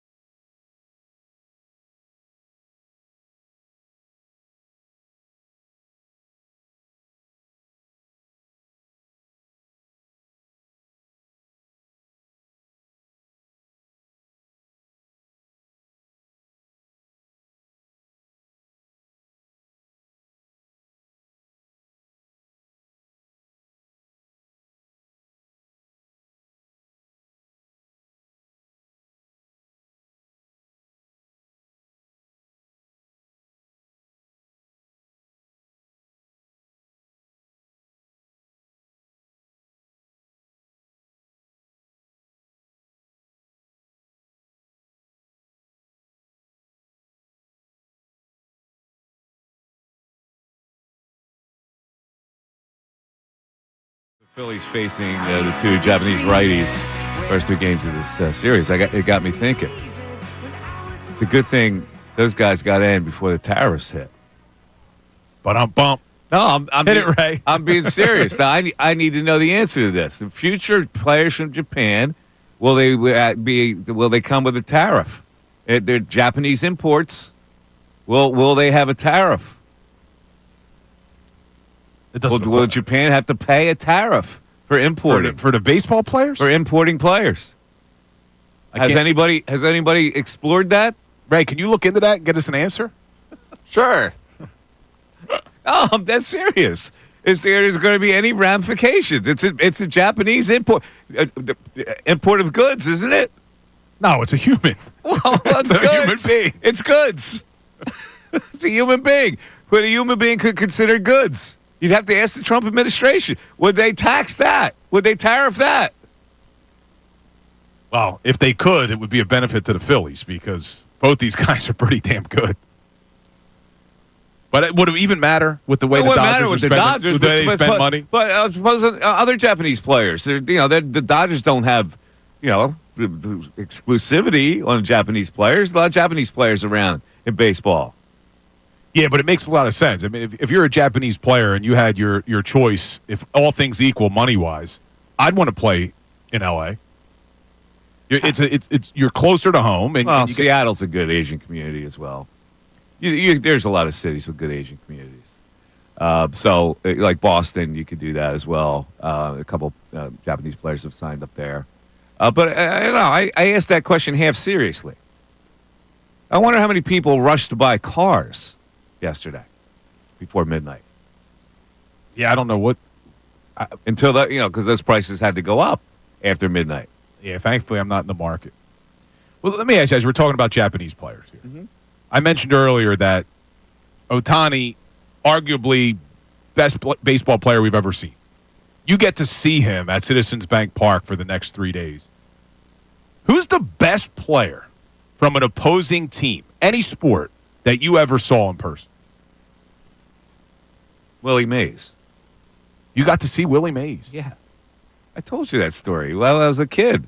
Willie Mays come running around to second base. They made Johnny Callison in right field, made the throw to the plate, and he knocked out the catcher. Knocked him cold, sliding with a and that somebody showed that you can actually look at that Google that play. Yeah, that's pretty awesome. Mikey Miss was stunned. How old was Mikey Miss? I was about 6. I was like, Willie Mays is my hero. You loved him. And he's flashing around saying, and he knocks the guy out, and I didn't know how to react. Pat Corrales was the catcher. He was knocked out. He's on his back, and the ball, his glove was out. The ball came out of it, and Willie was safe. And Willie didn't think anything of it. Yeah, he got up, dusted himself off, went in the dugout. That's a really good one. Ray, how about you? Because you're not as old as we are. So LeBron's probably the best I've seen in person. LeBron? Yeah. Now, Mike, you saw Michael Jordan. Yeah, I saw Michael Jordan. Phenomenal. I mean, really. Yeah, see, I was lucky enough to see Jordan, but it was towards the end. When I looked at Jordan in college, I thought, I know people are going to laugh at this, but I said he could be the best player ever. Just the way he moved. Yeah. The way he shot it, the way he moved, the way he got to the basket, the length he had, the way he could outstretch people to the rim. He was just phenomenal. Yeah, it was you and Phil Knight both saw it. Yeah, LeBron was a little stiffer. He wasn't as fluid as Michael Jordan. And LeBron didn't go to college. No. So a little bit different. I would have to say for me, it would be either Brady or I'm trying to remember. People in the YouTube chat are saying Wayne Gretzky, my buddy JJ. Yeah, I can't remember if I saw Gretzky. Gretzky's a pretty good one. I had to have seen Gretzky. I know I saw Lemieux. Mm-hmm. I saw Mario Lemieux, but I can't remember if I saw Gretzky or not. But for me, it would probably be Brady. Well, I covered that series in it was 87 when they lost to Edmonton, right? The Flyers? Yeah, 1987. Yeah, so that whole team was, Yari Curry. Yeah, that team was ridiculous. It was. Didn't they have Messier, too? They had Messier, Yari Curry. McSorley, wasn't he on that team? And then he went to L.A. with Gretzky, didn't he? McSorley, he was a stiff. Yeah, but he was his bodyguard. Yeah, but he McSorley was Gretzky's they had bodyguard. Really good defenseman. Who was the defenseman they had? Who was a really good hockey player? That team was Grant Fuhrer was the goalie. That was a pleasure to watch that team, that Edmonton team. And that's when Hextall won the Conn Smythe as a losing team. Yes. Right? Yeah. He stood on his head, Bill. That's what they say. Yes. Stood on his head. All right, you are listening to the Mike Missanelli Show. It is 97.5 The Fanatic. And, of course, we are WPEN HD1, Burlington, Philadelphia, a Beasley Media Group station. And we broadcast every day live from the Comcast Business Studios, powering possibilities. It is noontime. Happy lunchtime to everybody. Enjoy your lunch with a little something that we call, Ray, the news at noon. There's a whole lot going on in this world. It's time to catch up. Here's the news at noon.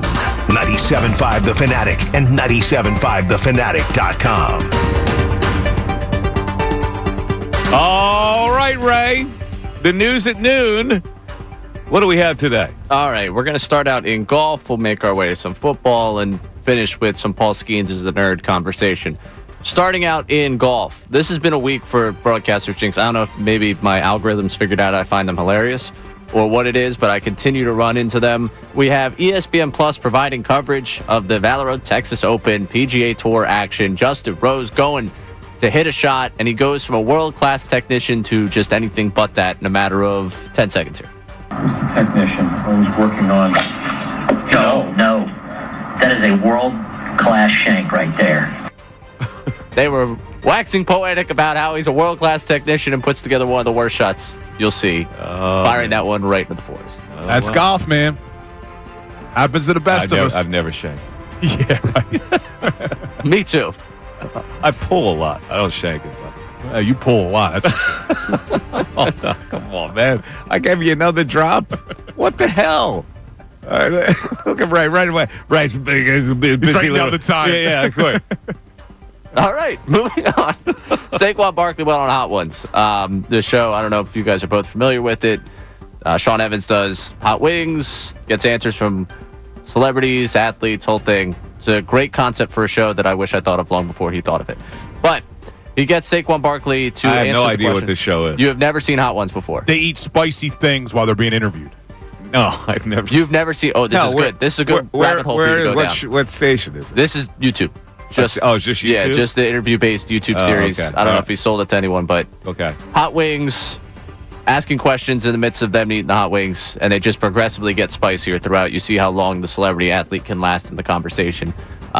You've definitely seen things from it on social media. I would recommend going down the rabbit hole and checking it out. But Saquon Barkley goes on it, was asked about his favorite highlight from his career. Here's what he had to say. My favorite highlight would be this year in the snow. We had a snow game, and I broke a long touchdown 78 run. yards. Yep. You know your stuff. I broke a long touchdown run. For me, the reason why that's my favorite play, because kind of hyping myself up and talking to my therapist and my mentor and coming up with a mantra. I was talking to myself, like saying, this is it, this is the time. And that kind of like where everything all came together and just clicked for me in that moment. But I think fans' favorite would probably be like a little jump backwards. The reverse hurdle. Is that what it's called? Yeah, but you know what? That is a play that sports fans are going to watch for generations and generations. It is that kind of highlight. Now, thank you, Saquon, for everything you did this year. However, you're telling me until this interview, he had no idea it was called the reverse hurdle. I'm calling BS on that. Yeah, I think you're right. We've been talking about the reverse hurdle for months. Yeah, but he doesn't. Does he pay attention to stuff like that? Like, that it's called the reverse hurdle? Yeah, would he pay attention to what it's called? He's kind of like just directed in one way. Like he doesn't. He's not like Rojas. He's got to watch it on YouTube and on video and name it something. But I'm with Ray here. But the amount of times that even the Eagles themselves have used that for social media and referred to it as the reverse hurdle, he's got to know. And he knows it's the fans' favorite play, so he's seen reaction or heard reaction about it. Hold on. No one's referred to it as the reverse hurdle. Hold on. I'm also calling BS because he's the same guy that's trying to trademark the Saquon Barkley that was on social media. So he saw that and he's trademarking it. And he has knows nothing about reverse hurdle. Oh, you could be right. Yeah, I'll give it up now. Yeah, he trademarked Saquon. Liar, liar, pants on fire. situation. Again, thanks for everything you did, Saquon. Oh, yeah, we still love you. Uh-huh. But that's a typical Penn State guy right there, not being truthful with the media. You see that? Oh, you can't. There's no aspersion that you can cast on Penn State right now. The success they've had this year. Go ahead, try. Yeah, they're doing all right. They're good. All right, what's next? All right, well, real quick, though, did he get it right? Do you think he's right? The run in the snow, I know we did the highlights from the season, and we ended up working our way down from that field at 32, but is the highlight for you for Saquon Barkley the run in the snow? Yeah. I think it is. Yeah, it was pretty memorable. I mean, the reverse hurdle was more of like we talked about, Spectacular play. And it was like the logo of the season. Yeah. It's close, but that one was a pretty awesome run. He's hitting his helmet. Yeah.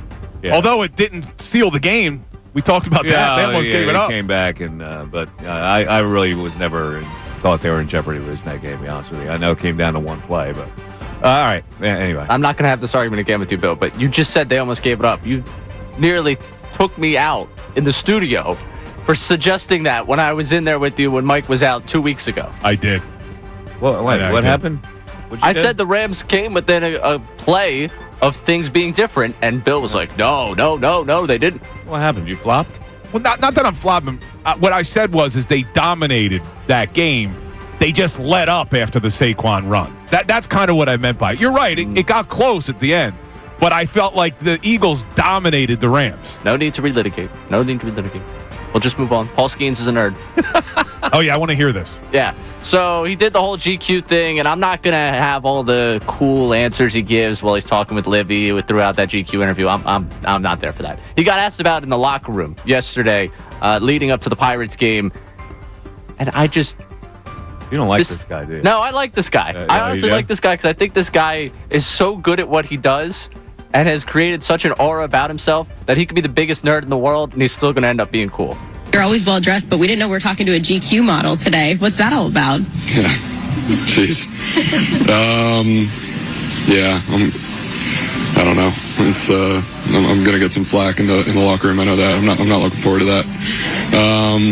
Yeah, I didn't know what GQ was until the offer came. So glad I did it. I think. I mean, how'd I look? You guys think I look good? Yeah, sweet. Livy and Rue look better, I think, but you did okay. Yeah, unfortunately. I mean, that's what she does. So, yeah. Oh, what are you suggesting, right? That he didn't know what GQ was? Didn't know what GQ was caught totally off guard by being asked about something that's very big and very popular surrounding his brand. He seems totally aloof. Is he genuine? Or are you suggesting that he's in, No, I think he's a nerd. I think he's being genuine. I think it's just genuine. He didn't know what GQ was? I honestly believe it. How about that, Bill? He didn't know what GQ was. Now, I think what he's doing is he kind of I don't know the word I'm looking for here. Not modesty, but yeah, he's trying to act like, Chucks, I'm not a GQ model. Oh, no, I don't even know what it is. Well, I can see where he would do that, in a baseball locker room. But he didn't really know what GQ was. Is that a liar, liar, pants on fire situation? I think so, because GQ's become synonymous. Like, growing up, you look GQ. He didn't. He's not a Louisiana hit. Maybe not right? your age bracket. Yeah, it's synonymous for you with looking good. I don't think for my generation it's like that. Yeah, maybe you're right. I mean, for us growing up, GQ was. Yeah, but he's not like a Louisiana bumpkin. Like he where'd he grow up? He went to Air Force Academy. He grew up in Fullerton, California. Stop. That's a lie.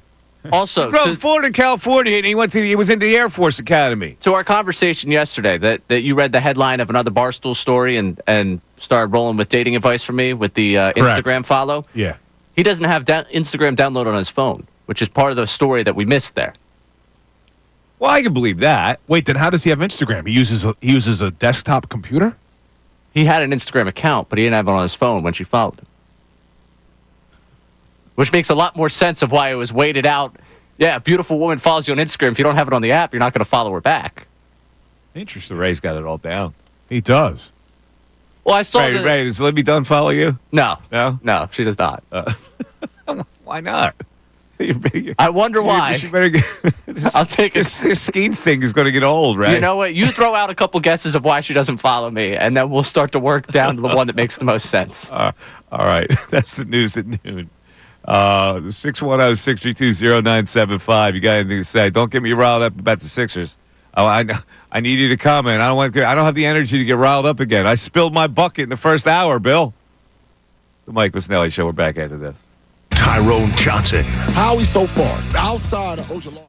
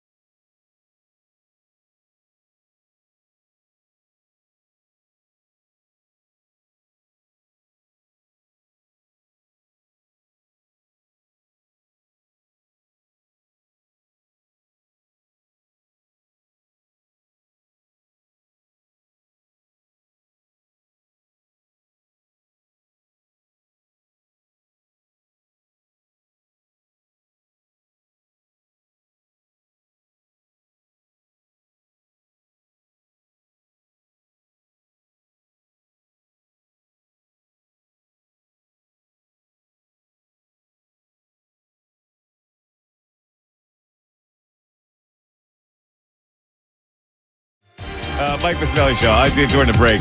You do things to amuse yourself. So I went back and I looked at that Edmonton Oilers team that beat the Flyers in the Stanley Cup right? Finals. Well, let me give you an idea. First of all, there were 5 players that had 34 or more goals. Can you name them? Wait, 5 players that had what? 34, at least 34 goals. All right, Gretzky. Gretzky had 62 goals and 121 points that year. Messier had 37 goals and 107 points. Was Yari Curry? Yari Curry had 54 goals, 108 points. Was Paul Coffey on that team? Paul Coffey was on that team. Only had 17 goals, 50 assists, 67. The other defenseman, the great defenseman they had, was Kevin Lowe. Wait, so there's 2 more people who had more than 30 goals? Yes. Yeah, I don't think I would know. Glenn Anderson, 35 goals. Esa Tikkanen, 34 goals. I don't remember him. You don't remember Esa Tikkanen? I don't. Oh, yeah, they had Esa Tikkanen and Yari Curry. 2 Finns. That team was stacked, man. That has to be.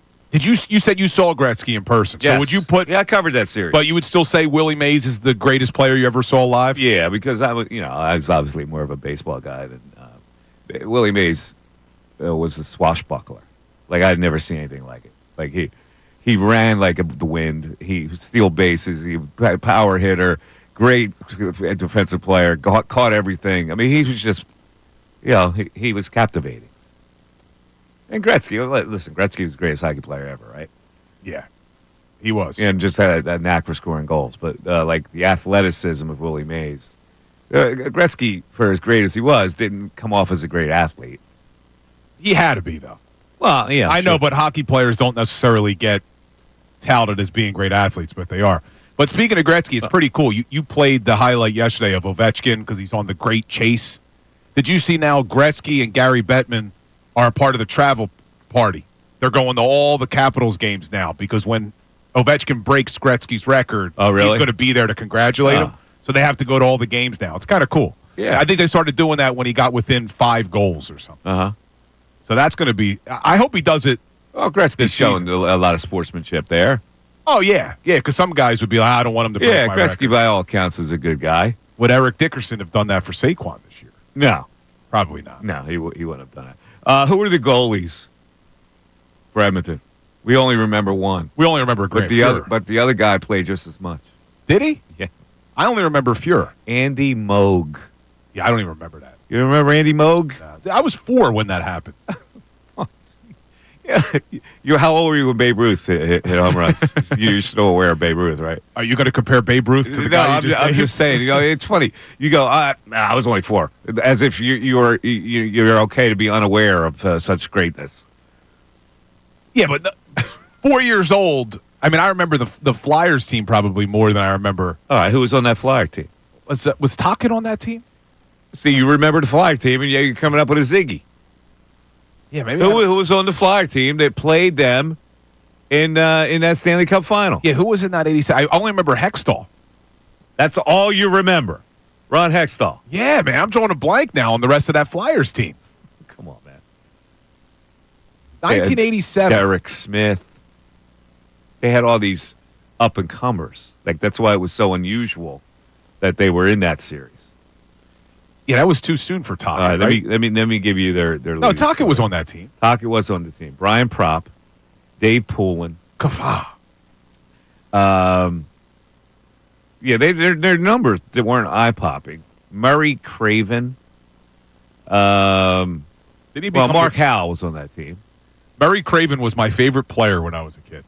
Yeah, Propp was their leading scorer with 31 goals that year. That was it. You know who else I loved? Peter Zezel. They had Derek Smith. I like Derek Smith. John Stevens was on that team. Ron Sutter, Tocchet at 21 goals. Zezel was.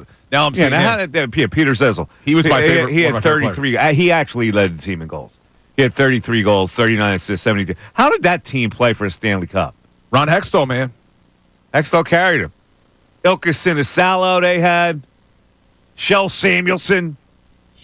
Beast, Brad McCrimmon, the Beast, Kevin McCarthy, Tim Kerr. Oh, wait, Tim Kerr. 58 goals that year. Oh, did he? Yeah, Tim Kerr at 58. 58-37 for 95. Tim Kerr was their leader. Wait, I'm remembering now. Pelly Eklund. Didn't Tim Kerr, J.J. Danio. Did he? Doug Crossman. Did Kerr battle cancer or his wife battled cancer? What was that whole story? I'm trying to remember. Might have been Kerr. He was big, 6'3", 230. Immovable in front of the net. That was my squad. I like that team. Coached by a maniac. That's when you were a hockey fan. Yeah. 610-632-0975. Mike Missanelli Show continues. Fanatic Sports Update. Phillies Dodgers this weekend. I'm Ray Dunn. This update is brought to you by Natural Lawn of America. Get free seeding every year. Call 800-FREE-SEED now. The 8-0 Dodgers come into town for a 3-game set with the Phillies this weekend. Reigning World Series champs, fresh off the sweep of the Braves, will be without Freddie Freeman, who went on the IL with an ankle injury. Phillies entered tonight 5-1 after a sweep of the Rockies. Won yesterday behind 6 scoreless innings from Taijuan Walker. Walker spoke post-game at the reception from the crowd. Now it caused his mom to get emotional. Yeah. She texts me a billion times. Yeah, just super proud, super happy. She says up there crying the whole time. So, yeah. A nice moment for Walker and his family as he gets a nice first start of the season, gets the Phillies to 5-1 before the reigning World Series champions come to town tonight. Yamamoto and Luzardo at 6:45 on Apple TV. Elsewhere, 76ers lost their 10th game in a row last night, falling 126-113 to the Bucks. This comes in a week where it's been announced Joel Embiid began surgery, and it's been reported that Maxey will be done for the year. They'll return to action tomorrow night against the Timberwolves. Flyers also return to action tomorrow night against the Canadians. This update is also brought to you by Rapid Radios. Rapid Radios instant push-to-talk walkie-talkies offering national LTE coverage. For a limited time, go to rapidradios.com now for 60% off and free UPS shipping. Add code radio and get an extra 5% off. I'm Ray Dunn, the home of the 76ers and the Flyers. 97.5 The Fanatic and 97.5thefanatic.com.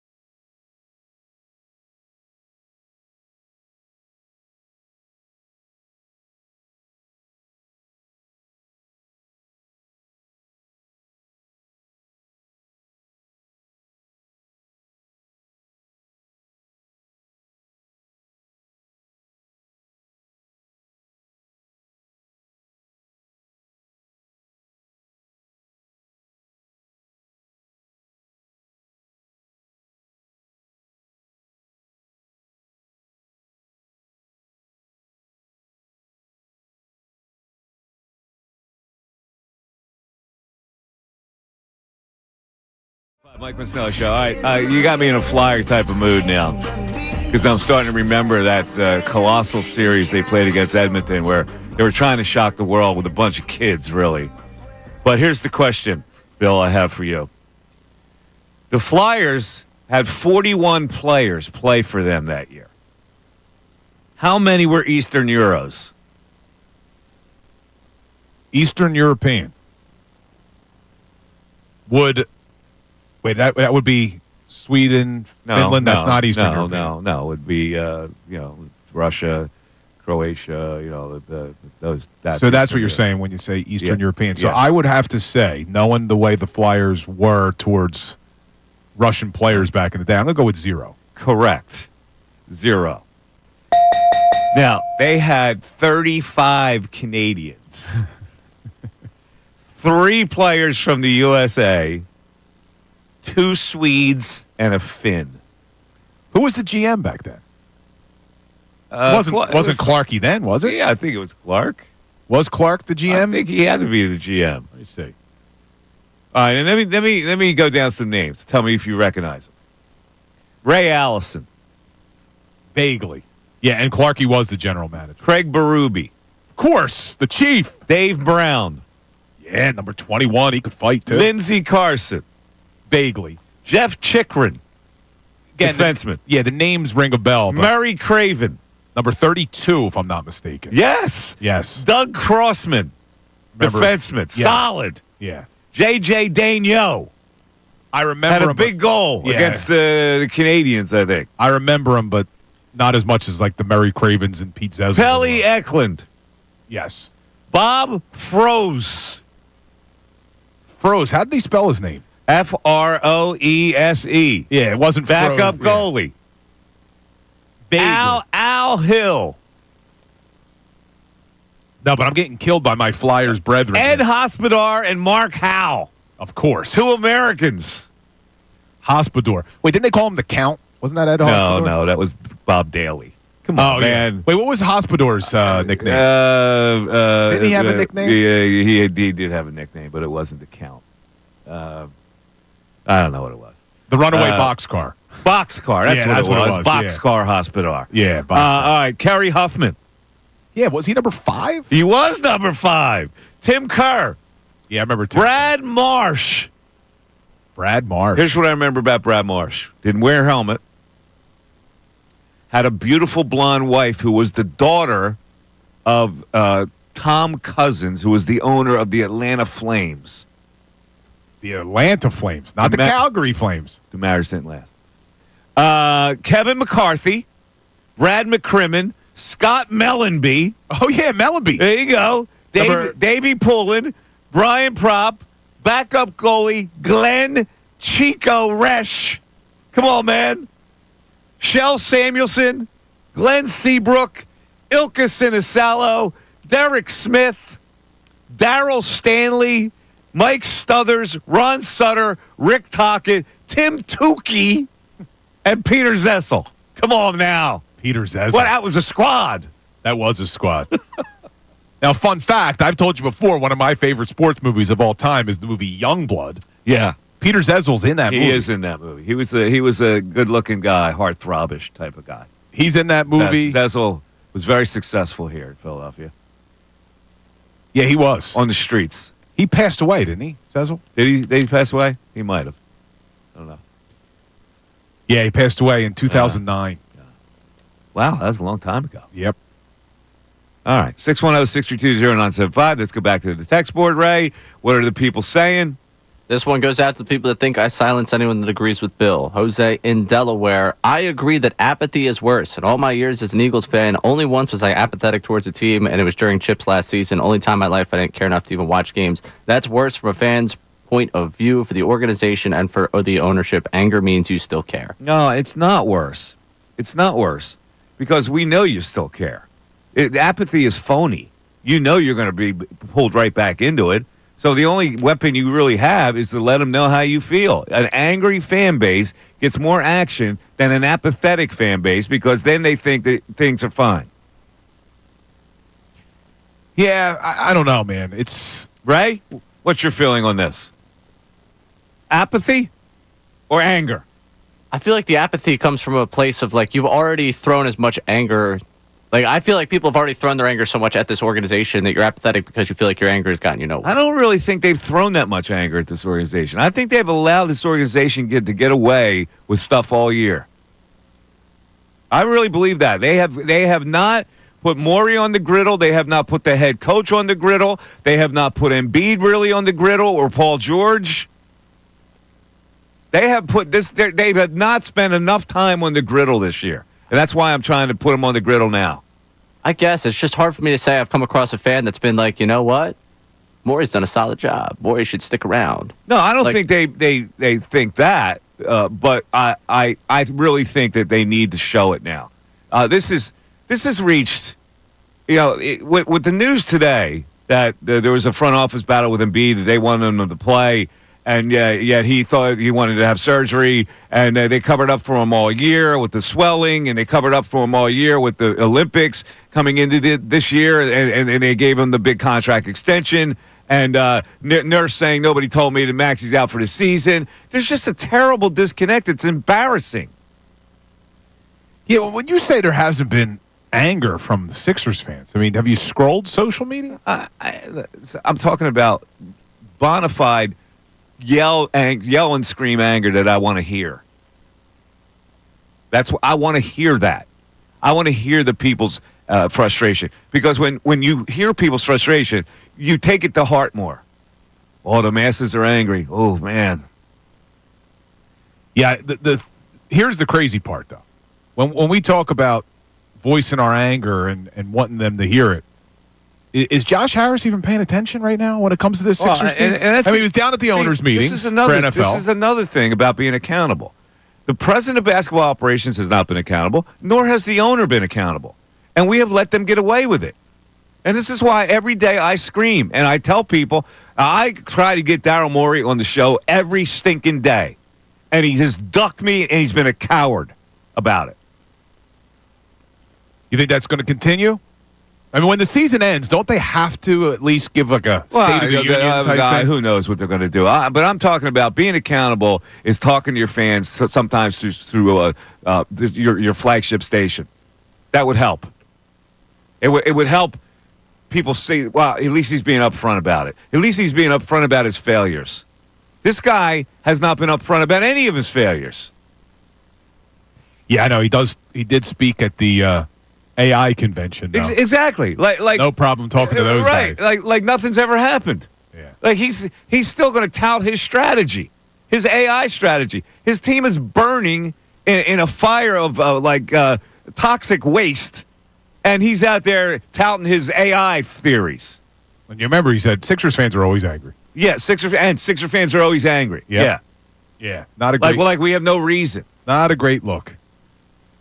Not a great look. People in the YouTube chat, keep up the hockey talk instead. They'd rather talk about the 87 Flyers than the 25 87 Sixers. Flyers was a glorious time, man. Think about that. How that team, very workmanlike team without any stars, were hard driven by that coach who eventually drove them nuts. Yeah, it was Keenan, right? Yes. And they wound up in the Stanley. See, that might have been the ultimate underdog story in Philadelphia, that team, playing for a Stanley Cup against the big, bad Edmonton Oilers. Now, what did they do? Last 5 games in that series? Did they win a game in that series, or did they get swept? I thought it went deeper than that. Hold on. I thought it went 5, maybe. 1987 Stanley Cup Finals. While you look at that, we're talking about things people would prefer. I'm sorry, it was a 7-game series. It was? Yeah, that's what I thought. It was 7 games? That's why Hextall won. Oh, okay. Oh. Yeah, that's because he stood on his head, as you said. He stood on his head. He was the Conn Smythe Did winner. they lose the 7th game in Edmonton? It must have been. Yeah. Okay. Yeah, games 1, 2, 5, and 7 were in Edmonton. So 3, 4, and 6 were in Philly. Okay. All right. Right, what were you saying? I was saying something that people would prefer. Uncle Frank is reminiscing on kinder times on the text line right now. Unfortunately, my favorite basketball team is a hot mess and unwatchable from now to the foreseeable future. Bring me back to that 70s team where they went 9-73 with Coach Roy Rubin and Mad Dog Carter running the floor. Yeah. That was so. What are we trying to do? Feel better about this year by going back to that one? No, he's saying he preferred that team to this one. Oh, he would prefer it. He preferred 9-73 to what he's watched this year. That team was. That team was a joke. I vaguely remember it, but they plucked a coach out of some obscure college to coach that team, and they had all these cast-offs that they put together for that team. And they had a number 1 draft pick named Freddie Boyd, who was their salvation. Freddie Carter and Fred Boyd were the backcourt. Their salvation. Yeah, that was their salvation. And their center was a left-handed guy named Bob Rule, who turned out to have an alcohol problem. I remember all these little tidbits. While we're talking basketball, we haven't discussed at all Final Four? Final Four, man. I'm glad you brought that up. I tried to get Ian Eagle on today. I was in contact with him, but he's got all these practices they have to be at today. So, unfortunately, he was not going to be able. But they're doing the broadcast. That's a good broadcasting team, man. Ian Eagle with Bill Raftery and Grant Hill. That's a solid squad. Yeah, they do a good job. See, I'm curious, though, if you've wavered now. Because you were all in on Auburn. I decided to ride Auburn.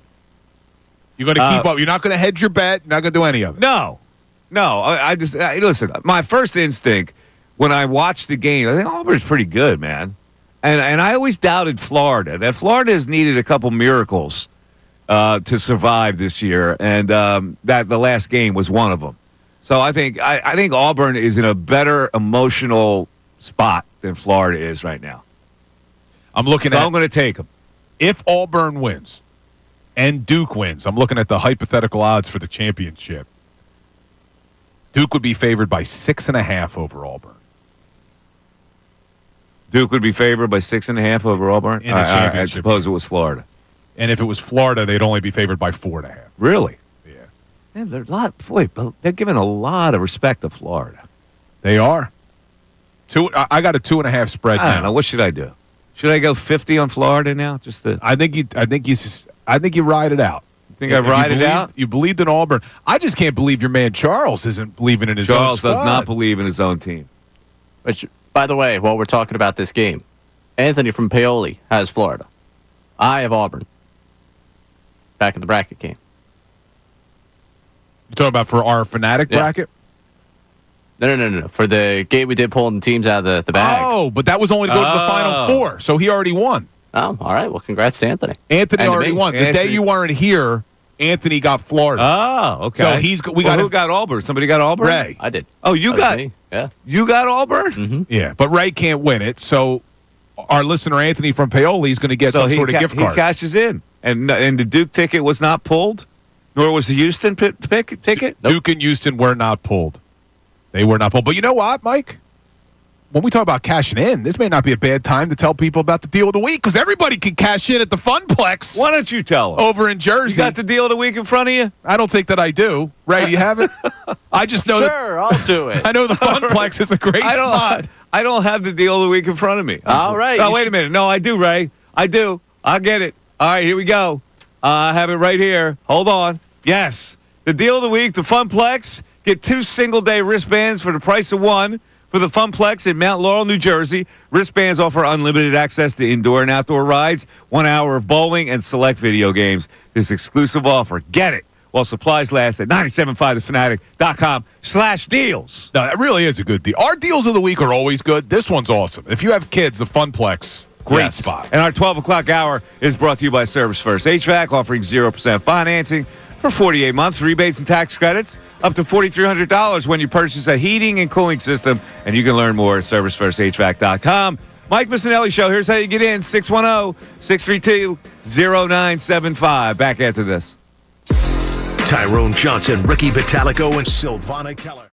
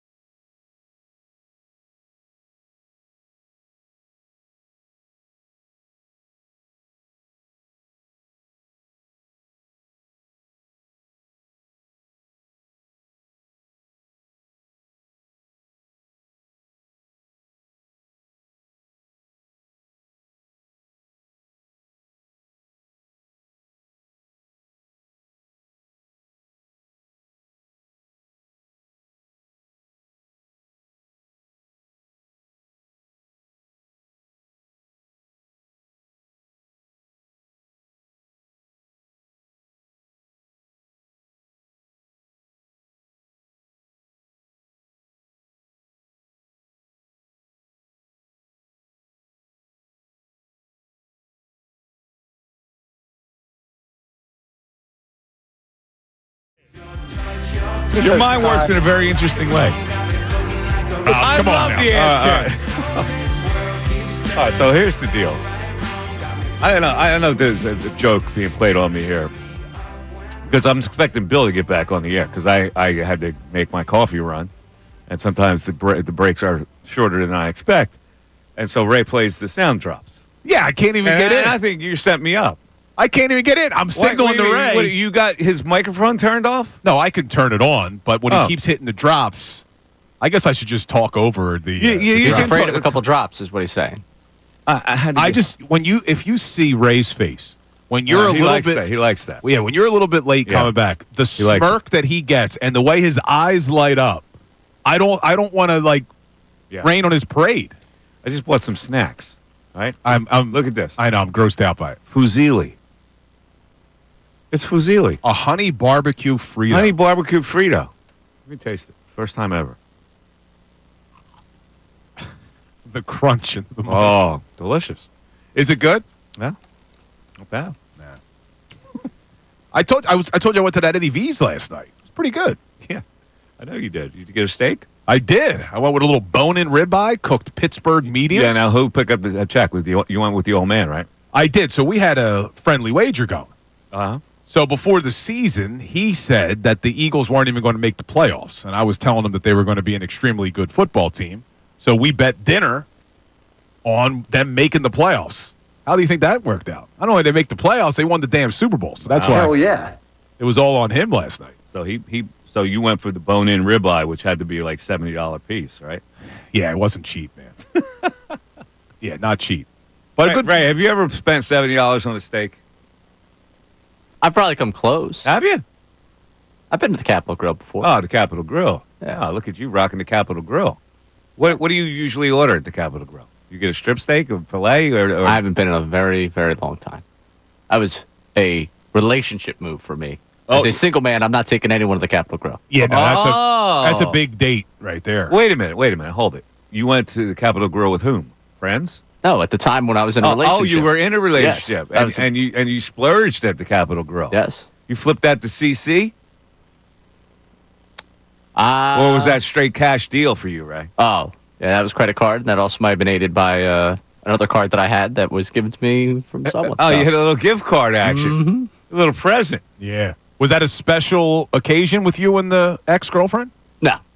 I mean, we went to the Capitol Grill, so that's special enough. So just like a random Thursday night dinner? A rando date for Ray. Treating her right. Like, hey, I got this. We might as well go use it. Wow, Ray. What, am I going to save it till I forget I have the gift card? Is that the best steak you've ever had, Cap Grill? Yes. Cap Grill always delivers. I think they're very consistent. I love mean, it was Capitol Grill. fantastic. I don't know. The Capitol Grill always delivers. Actually, I had a really good steak in Norfolk once. Norfolk, where at? The Great Virginia? Steak, where you cook it yourself? No. There used to be a place in Norfolk. You'd go, you buy this. It's called the Great Steak. Really? You'd pick it out. They'd give it to you. Norfolk, Virginia? Yes, and you cook it yourself. It was called the Great Steak. What were you doing in Norfolk, Virginia? I was going to visit my uncle. He was in he worked for the Navy Yard here in Philly, but they would always move him around, and I guess there's a big Navy Yard in Norfolk, and that was his favorite restaurant, the Great Steak. You would pick it out and make it yourself. How well were you in Norfolk? I was passing through to go to the Outer Banks. Oh. Yeah. Outer Banks. Look at that. We're well traveled, right? We are. I spent 3 days in Norfolk. For basketball? No, for my book. Oh, your Penn State book. DJ Dozier was from Norfolk, Virginia. So you interviewed him there? You remember DJ Dozier? I don't. You don't? Former Nittany Lion. Why do I even try? Former Nittany Lion. He was like a star running back. Why do I even try to anything that's before 1995? It's like no, more like before 1990. He actually was a two-sport. He played with the Mets. And did he make it to the NFL too? Yes, he played. He was a running back for the Minnesota Vikings for a number of years. DJ Dozier. The name does sound familiar. Yeah, that's all right. Don't worry about it. We know if you read the book. Was his nickname like Bulldozer? No, it was just DJ Dozier. So it wasn't Bulldozer. Yeah, they missed an opportunity there, right? See, we don't for a running back. Yeah, we don't. Last name Dozier. We don't do that at Penn State. Wait, one more time, Bill. Say it. Say it again. What do you call a sleeping cow? A bulldozer. Get it? Like that one, right? I was going to give you the courtesy rim shot on the bulldozer again, and then you went with that. I'm not going to give you that. Dawood on the YouTube chat wants to know if Mike's book is still holding my table leg steady. You know, I got to be honest with you. You want me to bring it back in? Do I got to give it back to Mike? Is that one of the rudest things that anybody could ever do? You give a guy a book, you sign it to the guy, he doesn't crack one page. Seriously. Now, It's pretty bad. If Bill gave me a book, That's not true. In What? the middle of the book, there's some pictures. I looked at them. Right? You Well, threw that some is pictures more in the Bill's middle. speed, so that makes a lot of sense. He keeps pushing this narrative, not knowing that I'm ready to explode. Yeah, right. He's going to get very upset. Well, it started this morning when I tried to change the subject. Such a work product that I poured several years into a public publication that I actually wrote from my own brain through research. You have just decided to discard. I will give you a lot of credit. It is not easy to write a book. It is not. That's all I get from that. I don't get, okay, I'll read the first chapter. Well, here's the problem. What? It was from Here's what you do. 1986, right? The most emotional chapter in the book is chapter 7. Would you at least agree to read chapter 7? Can Ray read it and give me a summary? It's the kids, right, Mike? It makes it hard with This the kids. show will be continuing without me. This is very, very bad. Bill Colarulo will take the lead on this show from this moment on the Mike Missanelli Show on 97.5 The Fanatic. Fanatic Sports Update. Phillies Dodgers this weekend. I'm Ray Dunn. This update is brought to you by Groundworks, your expert for basement waterproofing and foundation repair since 1997. Book your free inspection at groundworks.com. The 8-0 Dodgers coming to town for a 3-game set with the Phillies this weekend, reigning World Series champs, fresh off a sweep with the Braves, but we without Freddie Freeman, who on the IL with an ankle injury. Phillies entered tonight 5-1 after a sweep with the Rockies. Won yesterday behind 6 scoreless innings from Taijuan Walker. Walker spoke post-game at the reception from the crowd, how it caused his mom to get emotional. Yeah. She texts me a billion times. Yeah, just super proud, super happy. She says she's up there crying the whole time. So, yeah.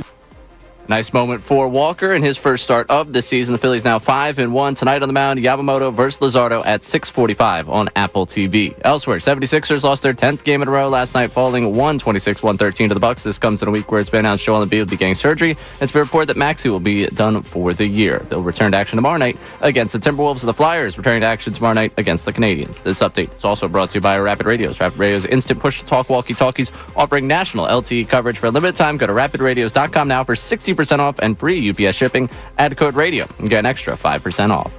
I'm Ray Dunn, the home of the 76ers and the Flyers. 97.5 The Fanatic and 97.5thefanatic.com.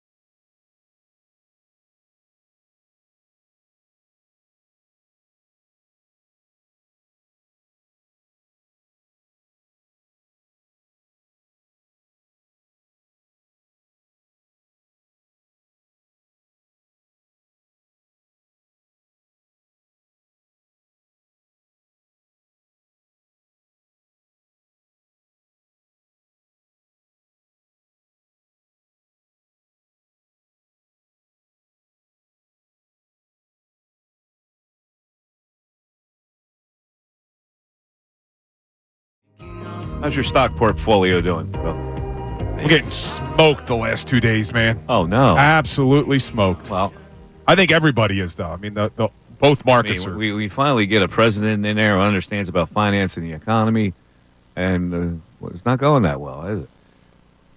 We need a big bounce back, man. It's not good the last 2 days. The Dow's down, what, about 3,000 points? Oh, well. Yeah, I got I think I'll just choose some Fritos. Those Fritos, they don't smell good. They don't look good. Tremendous. So you know what we should do, Ray? During the news at noon, you played the Hot Ones thing. Me and Mike should do a segment, and you included, where we try to do our show eating the hot chips. You think you could do it? You know those hot potato chips, those things? Yeah. We'll try to do our show eating the hot chips.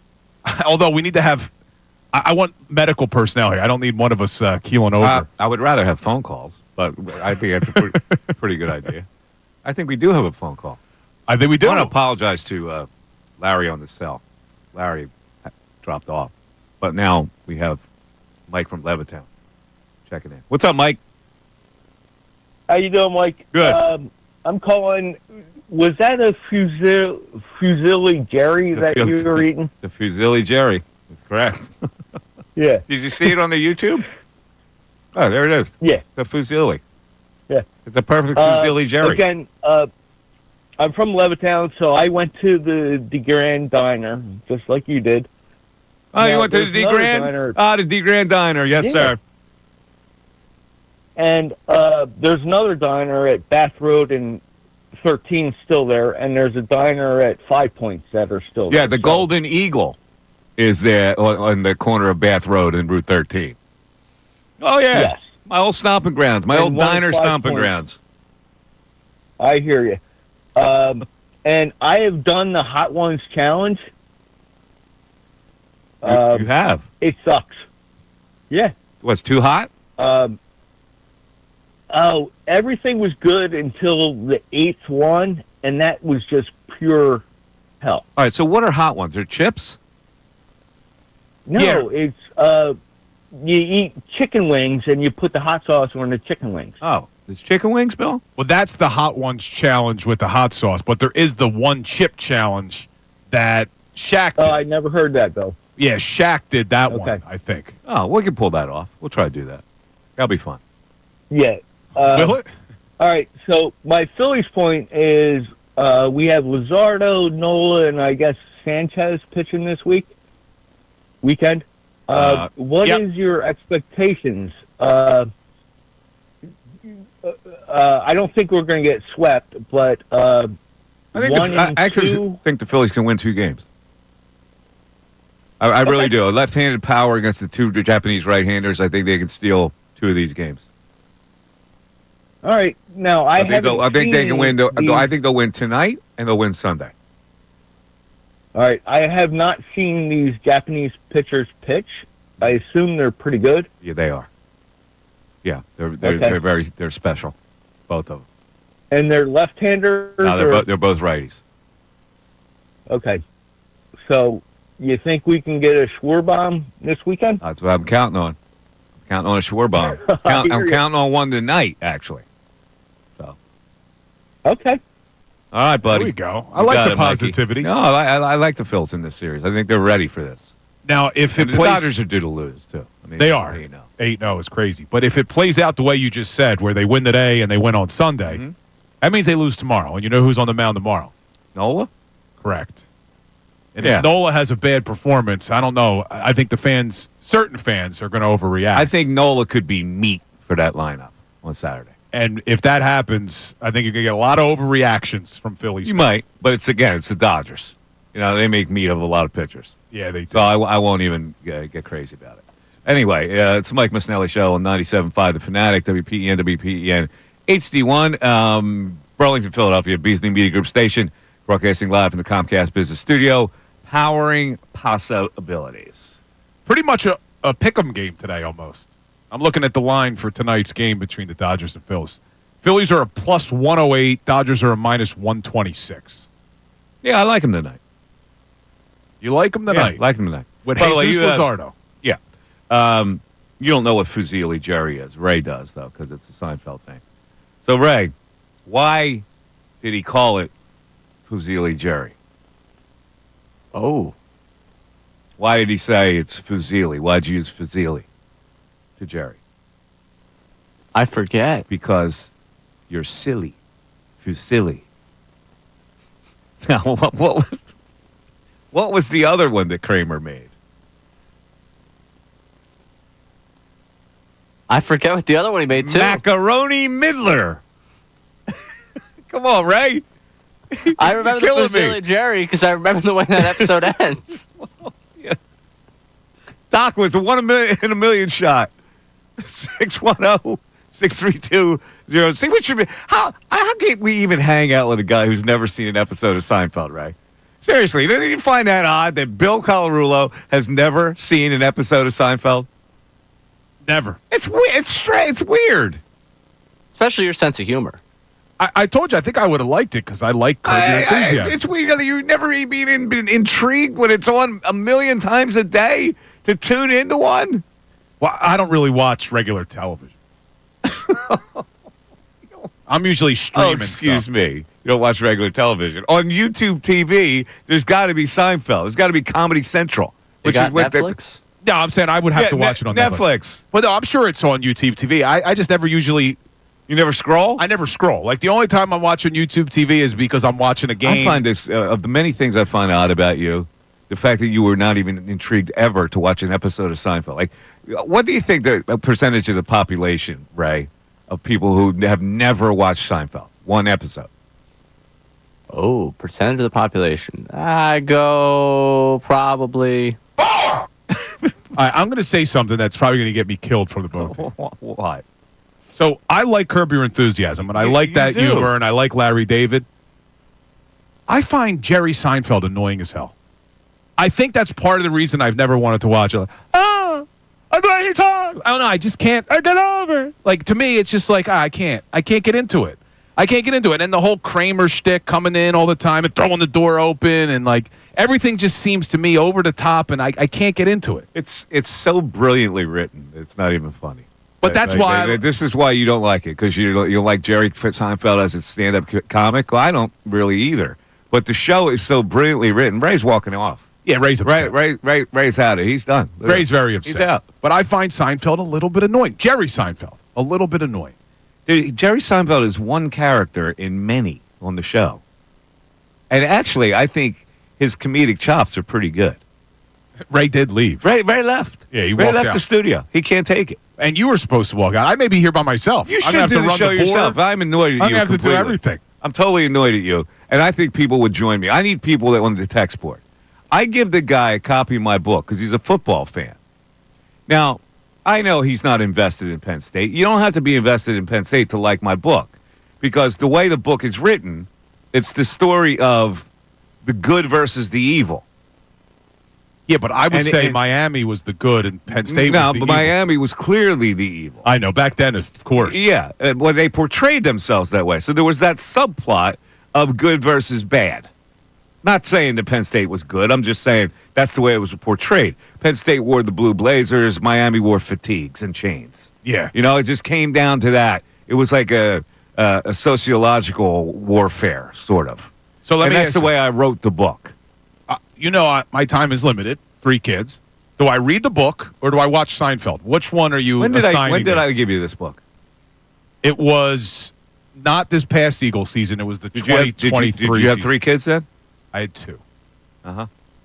And I had a lot going on, though.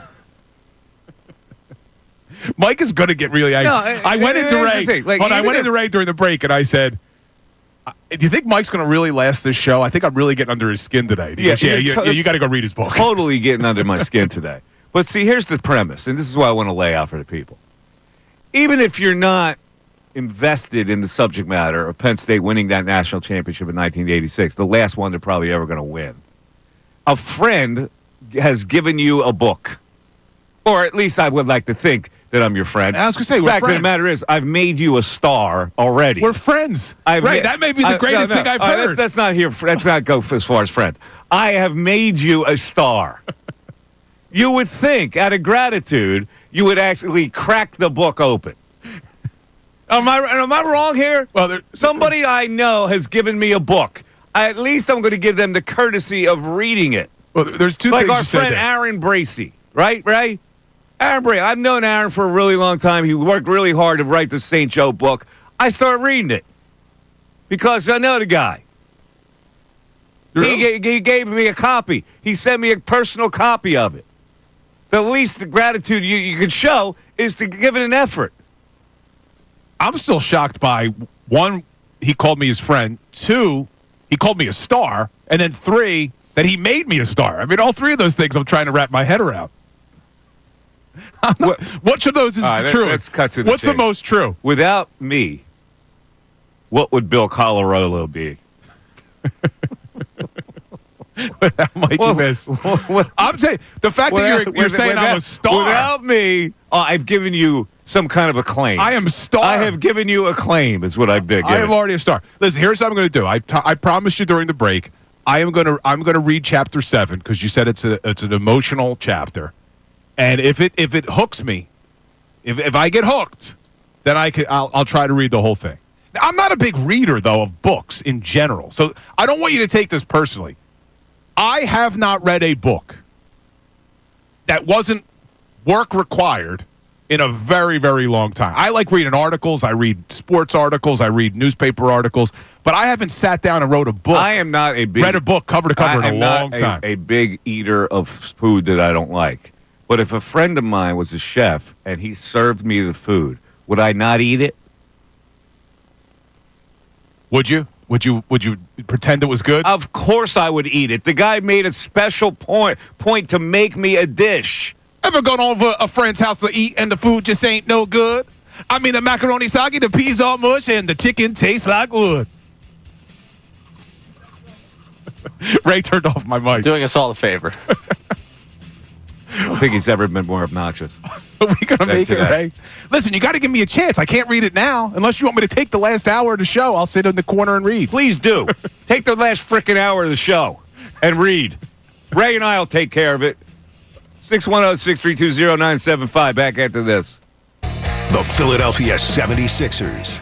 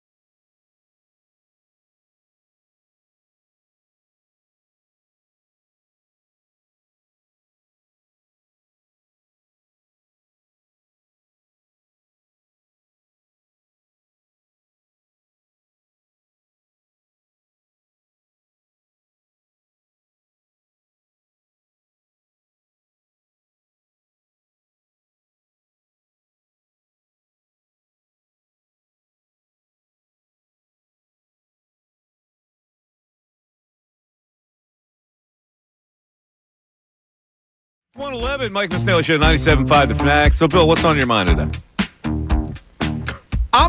Here's what I'm curious about with this. Very curious. With the Dodgers coming to town. Final hour, final 48 minutes will be a Bill production. Yeah. Well, with the Dodgers coming to town, is how much do you think we will learn about this Phillies team? Like, are we going to overreact one way or another? Like, if the Dodgers come in and sweep the Phillies, is it, season's over, we can't beat them in the postseason? Or vice versa, if the Phillies win the series, do we get too carried away with the third series of the season? I don't think if the Phillies win the series that we would be getting carried away. I'm thinking that with the Dodgers as hot as they are, coming in with their best, throwing really good pitchers at them, and the Phillies win 2 or 3, I think that puts the league on notice. I'll tell you this. I mean, I'm high on this Phillies team, but the bats are going to have to be a lot better than what you got from the bats against the Rockies and the Nationals. Well, true. The starting pitching was unusually effective against the Phillies. Yeah, you're not going to be able to do that. But I was looking at last season. The Phillies swept the Dodgers July 11th. At that time, the Phillies were 61-32. Mm-hmm. After that series, they went 34-35 the rest of the way. And I just remember when they swept the Dodgers, all of us thought, this team, they're unstoppable. Phillies are unstoppable. Yep. And then after that, they just came down back to earth. So I'm not going to put too much weight in it, but I am excited to see what the pitching staff can do against a lineup as deep as the Dodgers, especially Luzardo, and then on Sunday, Sanchez. Is he truly a Cy Young candidate? What does he do against this lineup that does have a lot of right-handed bats in it? Do we have the Dodgers lineup? Do we have the Dodgers lineup? See what that is? I'm trying to find it now, and I can't find it. Did we get a Phillies lineup yet? Oh, we didn't get the Phillies lineup yet. Oh, okay. I don't know if you're right. I'm thinking it's later in the day than it really is. Yeah, I don't think we have either one. But no Freddie Freeman. Yeah, that's okay. But you know what's crazy? They'll be able to weather that storm. Yeah, I was looking at, you mentioned earlier, the Dodgers are 8-0. Either Freeman or Betts has missed 6 of their first 8 games. 2 of the games, both of them haven't been in, and they're still 8-0. Yeah, they're rolling. I mean, they're a good team. They know they're a good team. They're confident. They have hitters that never let them down. Never. Ohtani never lets them down. It's amazing. He's unslumpable, the guy. Yeah, it's crazy, though, that they win the World Series last year. And I was reading somewhere they brought back 11 position players from last year. They added Blake Snell.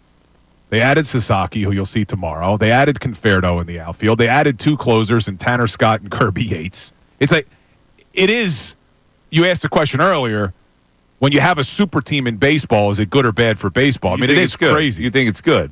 But when you're a super team, people want to play with you. That's the thing. So, guys that they picked up go, man, I can be part of a championship team here. Who want that? And maybe they take a little less money. I don't know. I don't even think they have to take relief less money. pitchers, But what are you expecting Luzardo to have a good performance tonight? I have no idea. I don't know about him yet. I know you're real high on him. He's been erratic in the past. The injury situation I still worry about with him.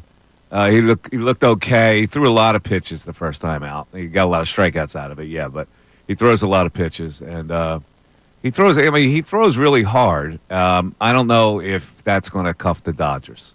They look like a team that can handle him. But I'm predicting a Phillies win tonight for some reason. I like them to win. I think the Dodgers, after going 8-0, are due to lose, and then I think they'll bounce back, and then I think the Phillies will steal one on Sunday against Glasnow. Glasnow could be wild. He could last like 5 innings, and you get to the bullpen early. So I think Sunday. But JT's not going to play Sunday. Yeah, and JT, we talked about this yesterday, and we were on Rob Thompson a little bit for leaving it up to JT, saying, what do you mean you want to take Sunday off against the Dodgers instead of yesterday against the Rockies? And I heard JT say part of it was because he was forced to miss that game with the foul ball going off his foot. He's like, I felt like I really didn't get into a rhythm yet. I didn't want to take a day off yet. Yeah. Okay. So I can get behind that a little bit. That's what I told you yesterday. Yeah, I can understand. He wanted at-bats against an inferior pitcher. Yeah, to try to get into it a rolling. rhythm. But it is unfortunate that on Sunday, you're not going to see JT. But hey, maybe this is the reason why some of us were happy that they moved on from Stubbs and they got a guy that you feel a little bit more comfortable with in Marchand. So let's see what he can do. All right, Ray, is there a reflection of the anger that I showed against the Sixers on the text board, and are people talking about Bill not reading my book at all? Yes, there are both of those things. Okay. Which one would you prefer first? Well, let's start with the book. Okay, start with the book. Well, first we got Mike and Media with These Two Need Marriage Counseling, but it's a good listen. And then we got Read One Damn Chapter for Your Compadre. Yeah, that's the whole point. Hold on, though. You know, it's somebody you know who gives you a book and says, "Yeah, I think you might like it. It's a football book," and blah blah blah blah. And he probably, I guarantee you, he like put it in the recyclables. No, first of all, it's on my bookshelf. But here's what I have to clarify, because this is an unfair picture that's being painted here. When Mike gave me the book, I barely knew you. We had just started working together doing that post-game show, and it was like game 2. Like, I didn't know him yet. Wait a minute. Should that matter, Ray? He wasn't. Should that matter? We're working on a show together. Should it matter whether we were bosom buddies? Oh, bosom buddies. No, seriously. Should that really matter? We're now joined on a show together, so we're teammates on a show. So I give him the book. I didn't have to give him the book. I don't have many books to give away. You know, I'd like to sell the books. Frankly, I gave him a book out of the goodness of my heart, right? Because he's a football man. So I figured, okay, he'll read it. He's a football man. I get this. Ungats. That's what I get. Ungats. Huh? It is not. The book is in perfectly good condition. People on the YouTube chat are accusing me of having Leo use it as a coloring book. That is untrue. It is on the bookshelf in perfectly good condition. Okay? And it was my intention to read it when you gave it to me, and then distractions set in. So I'm admitting now it's a violation. Frickin' keep it in your pants once in a while. Maybe you'll have time to read a book. I know, but I'm admitting it's a violation now in light of the fact that keep it in the holster every now and then. Since we've become best friends, as you said earlier. I said friend. Oh, I didn't say best. I thought I heard best. No. What else we got on the text board, Ray? I kind of want to see you tread water over here. He bails Keep out. dancing. Keep dancing over there, He's such Bill. a dancer. It's amazing. Keep dancing. Well, you understand, I don't read many books. Well, I know that already. You don't read many books.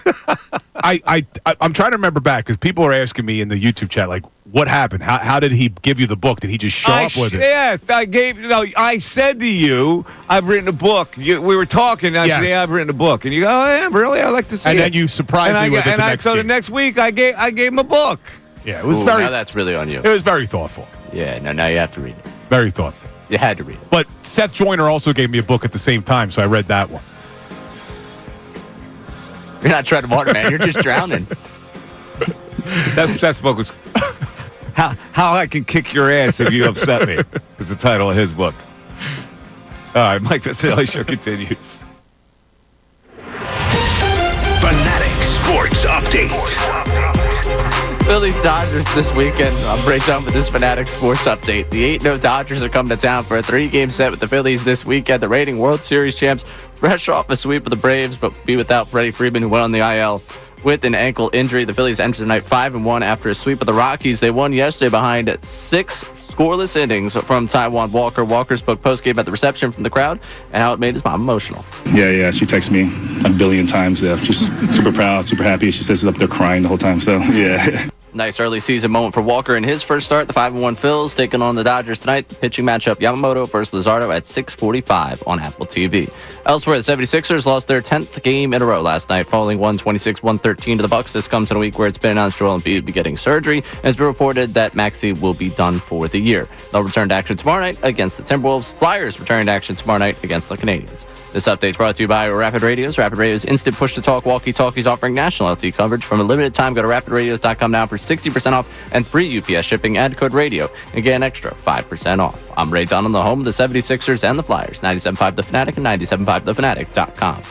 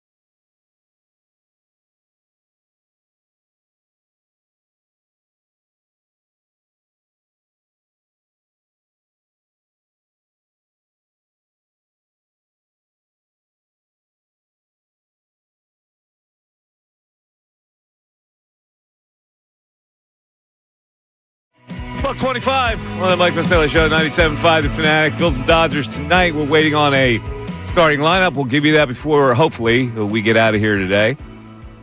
Meanwhile, the Phillies' hot team, after playing two lousy teams, which hurt my eyes, I got to be honest with you. Watching the Washington Nationals and the Colorado Rockies actually hurt my eyes. I can't deal with major league players that still don't know how to play. How do you get to the major leagues? I just don't get it. And how did the Rockies send that guy? That guy is giving up like 15 hits a game. That got the pitcher they pitched yesterday. He's the luckiest pitcher going. He doesn't give up runs, but he somehow gets smashed around, and they wriggle out of it all the time. Yeah, he did it against the Phillies. And Mickey Moniak still surviving in this league. He almost hit a home run last night, and then he overthrew a cutoff man.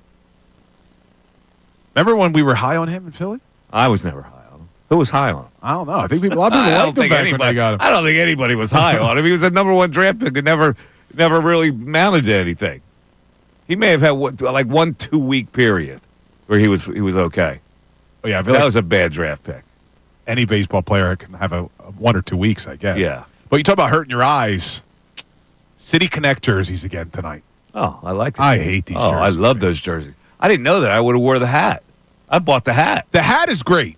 The bell on it? The hat is great. You don't like the blend of the dark blue and the black? And I think it looks great, man, with the yellow interspersed. Absolutely hate it.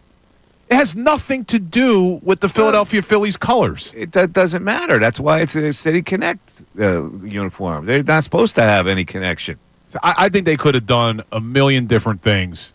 Right. You like that City Connect. You like the City Connect? The jersey? No. No? Well, I don't understand it. What's wrong with it? It's hideous, man. It's not hideous. It's splashy. See, here's what bothers me about it, too. Like, you look at the letters, the way they write Philly. Uh-huh. It's angular. It looks like Gothic, like Game of Thrones-ish. It's angular. But what they were going for was more of like the Declaration of Independence type letters. Yeah, there's nothing wrong with the uniforms. I think they look good. They're terrible. I'll bet you on the chat that you're looking at and the text board, you'll get more good than bad. All right, throw up a poll in the YouTube chat, Brandon, if you're listening, on whether or not fans like the City Connect jerseys that the Phillies are wearing. I really like them.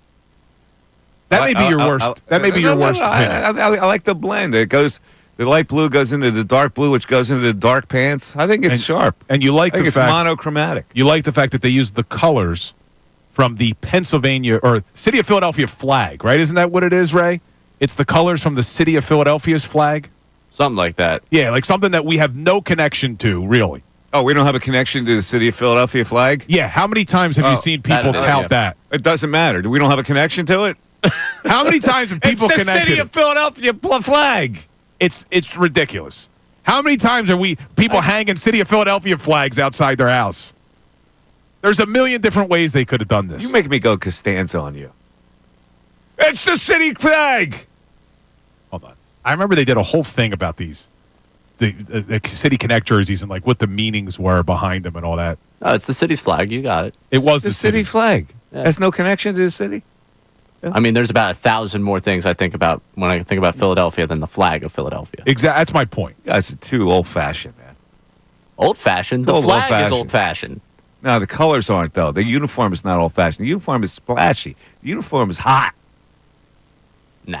They play well in it, too. JT, when he's got the yellow catcher gear with that uniform, looks spectacular. Yeah, human highlighter. There you go. I'm looking at these again. These are so hideous. They're not hideous. They're so hideous. All right, what are people on the text board saying so far? Hideous or not? Do you like the Philly City Connect jerseys? The votes right now, it's pretty evenly split 50-50. Text board, we got texter from PA. Hi, the City Connector is the worst thing I've ever seen. They do not represent the city at all. The colors are wrong. The font is awful as well. Thank you. It represents the city in that it's the city flag colors. So, what are we talking about here? It represents the city. But wait, we don't have to have another red uniform. They've got the powder blue uniform. They've got the regular uniform. And they got this completely different color scheme, which every baseball team in America that does the City Connect thing does. They don't do uniforms that resemble their regular uniform. That's what the point is. When you look at the history of the city of Philadelphia and all of the different iconic images that you can think of, Really? We're going with the city's flag that people don't even realize They got exists? the Liberty Bell on the hat. Oh, They got the bell on the hat. On the hat. So I'm looking here again. So the way they described it, the script that says Philly is supposed to be reminiscent of our country's founding documents that features a pattern symbolizing the crack of the Liberty Bell. Listen. So the letters are supposed to symbolize the crack of the Liberty Bell. That doesn't even make sense. All right. Yeah, there you go. There's a connection. Hold on. The light to dark shift celebrates our spirit of revolution, a city unafraid to rise up and fight. Is that what that does for you? That's what that tells you? I don't. I just like the color scheme. I like the way it goes light into the dark, which go into the dark pants. I think it's a really good monochromatic look. They could have done a lot better. A lot better. There should have been a whole, see what I thought, I think I saw someone put this out before. They could have done a Benjamin Franklin outfit. You could have looked like they were wearing Benjamin Franklin's pants and all that. Okay. This is why you make it so difficult to agree with you. Because when I agree with you, you say something like this, and it makes it bad. Benjamin Franklin pants. You got to give a little bit stronger than that, Bill. See, it's Benjamin Franklin pants. And do you think when you say these things? And people say to me, "Why do you get so frustrated with them?" I'm partially kidding, but only partially kidding. You test something out until it's ridiculed, and then you go, "I was just kidding." Have you noticed that you do that? What else have I tested out? You test out stuff, and all of a sudden we go, it's stupid. And you go, I was just kidding. No, I am kidding about Benjamin Franklin pants. But I do feel that there were a million different ways they could have gone with this, and I think these are terrible. I think they're hideous. All right. And Ray agrees with me. Ray, I don't know. I don't know why Ray would agree with you on this whole thing. I think they look sharp. I like them a lot. So we got someone that agrees with you on the text line. Go ahead. Tim from Maryland, love the jerseys. Bought all three of my sons them last year. They love them too. Agree with Mike on JT's gear. They're a sharp look. The jersey's a sharp look. It's very different. Yeah, when I look at the Phillies, I automatically think yellow. You're looking at the City Connect jersey. It's a different jersey. You got to get your mind to accept difference. I don't like it. We also have a texter that agrees with me specifically. Hideous, spot on, Ray. I was with Bill all the way up until the Benjamin Franklin looked like uniforms. Wow, that was a pretty quick text. Yeah, that person was ready to go.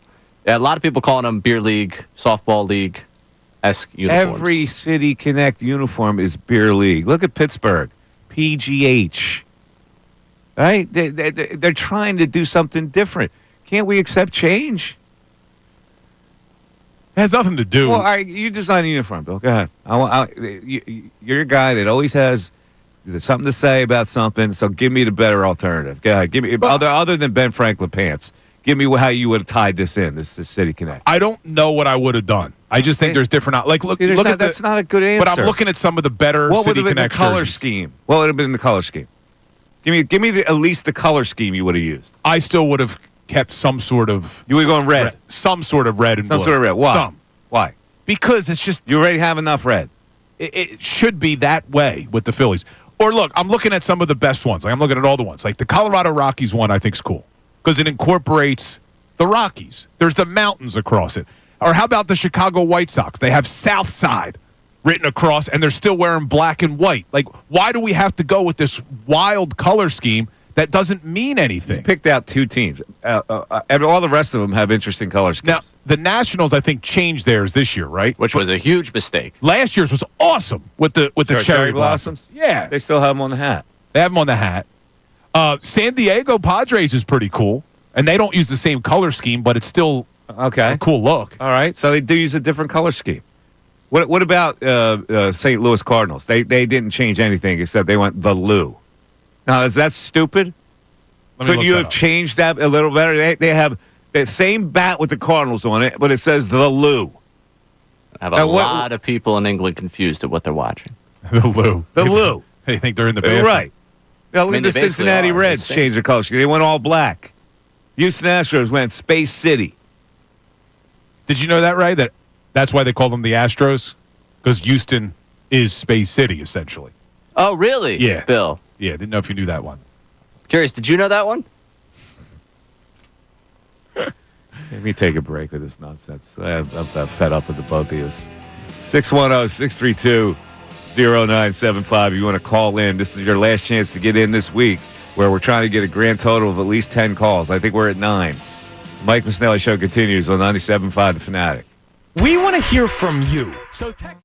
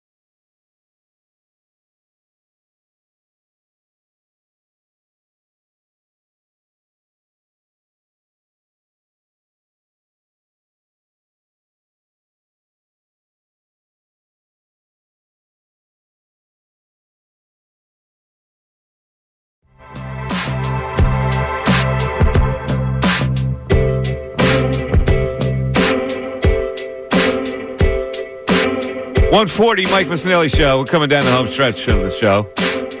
Is the game. This is a show where I complained a lot about the Sixers early, and I kind of burned myself out.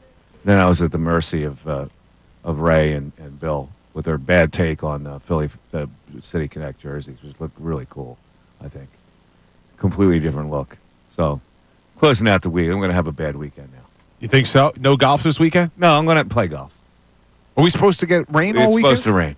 Yeah, like last night, I don't know how many people got woken up by the rain. I did. Yeah, I've never. That was a ferocious storm that hit about 4 a.m. Yeah, we did as well. The lightning and thunder, too. And hail. I heard hail coming down. Oh, there was hail last night? Hail was hitting down on where I was. Oh, hell no. That wasn't bad.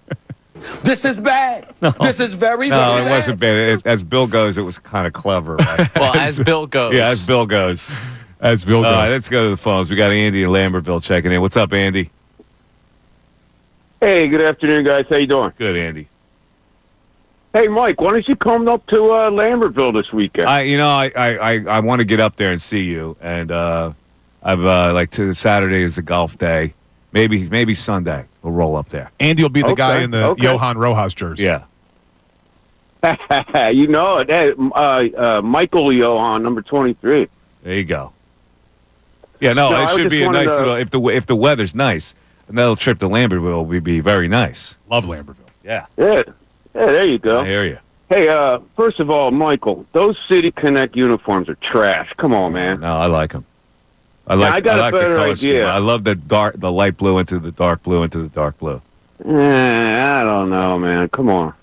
I Come got on, a a better man like idea, you though. up in Lambertville, you should know fashion, bro. Hey, a real nice, deep, dark maroon, solid maroon with a PHL and maybe like on the sleeves do a little 215. Yeah, solid maroon looked hideous. They tried those uniforms a few years ago, the solid maroon. They were terrible looking. I could see Al Holland in one of those units. Yeah, you know what I'm saying? that's what they wore them back then. No, they had when McCutcheon was with the team, they rolled those out. Those dark, all maroon, right? Was it McCutcheon? Yeah. Yeah. Yes. Yeah, And it what did you was. think of those, Ray? Look great. Yeah, I like them too. I like them too. They were horrible. Yeah, I thought they were cool. Oh, they weren't cool at all. Come on. By the way, Michael, does Alvarado remind you of Al Holland at all? Yeah, he does. Yeah, Al Holland and Alvarado do look a lot. They were built a little bit like they had the same beard. Yeah. When I see Alvarado, it just makes me think. We used to call him "pull up your pants," Al, because he would always like pull up his pants before he threw that pitch. What was Al Holland's nickname? Oh, geez, I don't remember. Mr. T. Oh, that's right. Come on, man, from the A team, Mr. T. That's right. Yeah, I love it when a plan comes together. And speaking of plans coming together, I think this Dodgers series is not really a huge deal, but it's going to be a prelude to the NLCS. And win or lose, I don't really care, but I just don't want them to get blown out and like strike out 14 times. Yeah, they're That's all I not. care They're not going to get blown out. I think they're going to win 2 or 3 in this series. I really think they got something special for them tonight. You like them tonight on the money I line? like him tonight. I like him tonight. I like him Sunday. Believe it or not, I think the Dodgers are going to Yokomoto, though, he's a strikeout pitcher. I know. Listen, they're going to face really good pitching, but their left-handed lineup is going to be in there, so I think they have an advantage. All right. Well, you have a great weekend. Hold on a second, Andy. Andy, you seem like a really nice guy, right? So if I gave you a book, and I hardly know you, Andy, but I just know you're a nice guy. If I gave you a book, would you give me the courtesy to at least try to read it? You know, I wanted to tell you that. I'm glad we have the time because I actually read your book. And actually, I wanted to get it signed someday. Bill should be so thrilled that you actually signed a book for him. He's not. But I'll also tell you this. I even watched your cooking show. Oh, my cooking show on Cameo. You remember that? On Cameo. Yeah, that was awesome. I was one of the 8 people that tuned in. See, you took a shot. Oh man, it was You going took a so shot well on the way out. You Yeah, did. on the cooking show, I was doing a cooking show on Cameo, and I whipped up some fresh pasta. I honestly, I would watch that because I have. Did you? I have learned. No, I didn't know that you did it, but now that I do, I would have watched that because I know that you can cook. Because I know that I did it right. Did you know he did a cooking show? I did. Well, we've talked about it. I'm talking about before Mike started hosting this show with us. Yes. So, Bill, I did this crazy thing. In the lead up to when this got announced, I actually went on a deep dive of the guy I was working with. What'd you learn about me, Ray? Nothing. I had known you for 6 months. I had known all I needed to know about working with you. This guy's going to talk a lot about Sirianni. He's going to get upset about some things in baseball, and he was an attorney before. And oh, by the way, there's a kid on the way, and he just got married. I had you covered. Is that all I am? You just summed me up? No, you forgot about the small shirt part. Oh, yeah. Well, like today. It's a large. Yeah, that's a large. I think you start breaking out the smaller shirts when you started here. It's a large. It is. It's a large. Yeah, your sister's a large. I'll show you the tag. Come on. Yeah, you're the type that would put an L tag and an S. No, he's the type that would take his shirt off to show you the tag instead of just saying, "Go look at the tag." Yeah. So, unfortunately, since your father-in-law mows your lawn, the days of you mowing a lawn with no shirt on are gone. Nah, I don't make my father-in-law do that. We have you do the lawn? Nah, we have a Oh, you service. have a guy? Yeah, I'm not doing it. There's no way I'm doing that. Why would that be a hardship for you? I don't know, but I remember you can't hammer a nail. You would think you could start a lawnmower? I forget, maybe 2 years ago, my wife said, "You know what? I'm going to cancel the lawn people. We're going to go to Home Depot and buy a lawnmower." I'm like, no, we're not. I don't own a lawnmower. I'm not doing that. You should buy one with no gas, battery powered. Come on, Bill. It's not that expensive to have someone come and do your lawn. It's more expensive than if you did it. That's true. But you got to buy the lawnmower and the hedger and the weed whacker and all that crap. I don't need all that. Again, I asked the question, what do you do? He's supposed to be the man of the house.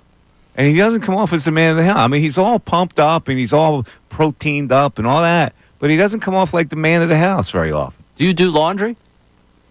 I hope my wife's not listening. So you're no, but she wants me to start helping with the laundry. You're the type that needed to be married to have all this stuff done for you. Well, you got to remember, I'm an only child. And what does that have to do with And I it? have an Italian mother. So I didn't do a lot of this stuff as a kid. Do you wash the dishes? Yeah, I try. I try so to do no. the dishes. Oh, you put them in a dishwasher? I try to do dishes. That's what you do? I'll tell you what. I know it sounds crazy. I feel like there's not enough time in the day. I know I'm not doing a lot of stuff around the house, but I feel like there's a lot going on. Like, I'm going to run out of here. I'm going to grab the kids. I got stuff to do. We got the baby's swimming lesson tomorrow. You know what I'm going to do? I'm going to power wash a carpet. Yeah, that's just get new carpet. Don't worry about power washing it. I got a really nice carpet. It's a little dingy. I got to power wash it. All right, before we get out of here, I want everybody on record here. So you're predicting the Phillies win this series. I also want your predictions for the Final Four. I think the Phillies win this series. I'm going to take Auburn to beat Florida in an upset, mild upset. And I'm going to take Duke to beat to cover. Wait, Auburn outright? Yeah, Auburn outright. Outright? I've already bet the Auburn outright, so that's what I'm hoping happens. So you're going Auburn, Duke final, and you're going to take Duke in that game? Duke wins by 12 in the national championship game. All right, I'm doing the complete opposite of you. I'm taking Florida to cover the 2.5. And I'm taking Houston, not outright, but I think that's going to be a closer game. They may win it, but I want the points. You're taking Houston outright? No, I said they may win, but I'm going to take Houston plus 5.5. You want to get a little side bet on that? Yeah, what do we do? How about I don't have to read the book if Houston wins? 2 kind bars. And I'll get you 2 beef sticks. No. I'll eat a kind bar. Oh, okay. 2 premier extra protein kind bars. Yeah, I'll get you the ones I like with the dark chocolate. Yeah, the dark chocolate. All right, so I got Florida minus 2.5, Houston plus 5.5. You got Auburn plus 2.5, Duke minus 5.5. Yep. Ray, you got opinion on this? Yeah, I'm going Duke, Auburn. I'm also taking Auburn. He's taking Auburn. I like to hear that. Agrees with you. Uh-huh. Shocker. I'm sticking to my bracket. That's what I went and checked. Yeah. I want to win the bracket pool, man. All right, Mikey Miss has the Phils winning 2 of 3. What do you got? I have them win 1 of 3. Ooh. Yeah, I'm with you on that. 1 of 3. I think Dodgers win 2 of 3, huh? Maybe the bats show up, though. I think the left-handed lineup against the righties that they're going to throw in 3 righties against the Phillies. I think the Phillies are going to hit some home runs in this series. You may be right, but Andy made a good point when he talked about Yamamoto being a strikeout hitter. Mm-hmm. In only 10 innings so far this season, he struck out 14 already. Yeah, he's a strikeout pitcher, but he can make a mistake. And I think Schwarby's going to get him tonight. And I think Hart might score big with a home run tonight. Oh, I got to make sure I get on Ray's Ring It. Make sure I hit on Harper that. tonight? I went Harper last night on your Ring It, and it didn't work out. No. Yo, can you vote more than once on your Ring It thing? Not in a game, no. It'll stop you? I mean, you can put it in, but I get all the results. Okay, because I was seeing that it allows you to do a second one, and I didn't do that. I'll realize if there's 6 Bill Colorado submissions and it's the entire lineup of the top 6 guys. That's a lot of work, Ray, that you do for that. Yeah. I don't have a lot going on. You guys were saying what you guys have going on. I'm going to go home and crack open a beer, and that's probably going to be like the extent of my afternoon. Yeah, Mike, you may have to get in on the Ring It thing. Ray wanted me to read something today, so before we get out of here, I guess I have to do it. Oh, yeah. Woohoo! Yeah. I wanted to see your head spin.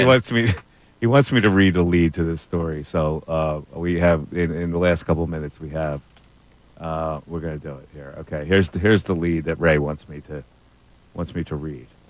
Dateline, Palm Beach, Florida. Monday at the NFL annual league meeting began with the season review session, open to every club and league staffer in attendance along with their guests. Commissioner Roger Goodell sat in the front row of the ballroom at Palm Beach opulent Breakers Hotel while the NFL Network's Steve Weish interviewed a panel of 4 Florida grade schoolers whose teacher was being honored after going viral for using NFL-inspired lessons in her curriculum. Weish asked the kids, what would you suggest to the NFL to make football more fun? 11-year-old Chase, wearing a Jamar Chase jersey to honor the Bengal star receiver and his own name, yelled into the microphone, more tush pushes! Hell yeah. That's great, isn't it? The crowd erupted in laughter and cheers, and the Eagles contingent waged through the groups. That's what Ray wanted me to read. Kids who are enamored with the tush push. It's tush push. However, that's why they are accepting the tush push, because it sounds funny to kids. Oh, so you think it's just because of the name? Of course, he's an 11-year-old kid. Because I would say if I'm the NFL and I hear that, and this is not an Eagles fan, he's rocking a Bengals jersey. If you think it's a boring play, the kids certainly don't look at it as a boring play. The kids are looking at it like it's a silly name. Tush push. Come on, that's what 11-year-olds do, right? That's why you wanted me to read it, right? I don't know if he's calling me 11 here. I don't know what he's doing. No, Ray wanted me to read it to make the point that the whole world wants the tush push. No. However, I wanted you to read it because I knew your head would spin in this way, where I can't believe that we're justifying the tush push existing by an 11-year-old's excitement. Yeah, that's what we're doing. So there you go. People happy? Yeah, I'm glad to give some happiness to the people as we go into the weekend. Thanks for listening, everybody. It's been a stone groove. Oh, we got a minute left. Oh, I'm sorry, we got a minute left. I read that story, kill a minute. and I was so enthralled with that lead because I knew that you would have the same reaction of, yeah, this kid, come on. Yeah. But hold on now. I don't want to overdo what a kid's opinion is, but I do wonder if Goodell hears that.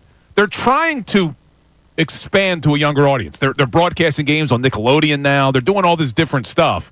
If kids want the tush push, could that help sway the NFL and say, you know what, we're going to keep this thing? Which SpongeBob character would run the tush push most successfully? 610-632-0975. I'll be on Sunday. We can break it down for you. I think Patrick Starr is the first choice here, but I'm not positive. You think kids actually really are sophisticated enough to say the tush push is great for football? No, but I'm grasping for things to try to convince Goodell. The word tush makes him feel silly, as in fusilli. The tush push. Ray's on the radio Sunday. Awesome, Ray. We'll be tuned in on Sunday. Thanks for listening, everybody. We really appreciate it. Have a great weekend. Be safe out there. And guess what? We're coming back to talk to you on Monday. Take care, everybody. Bye-bye.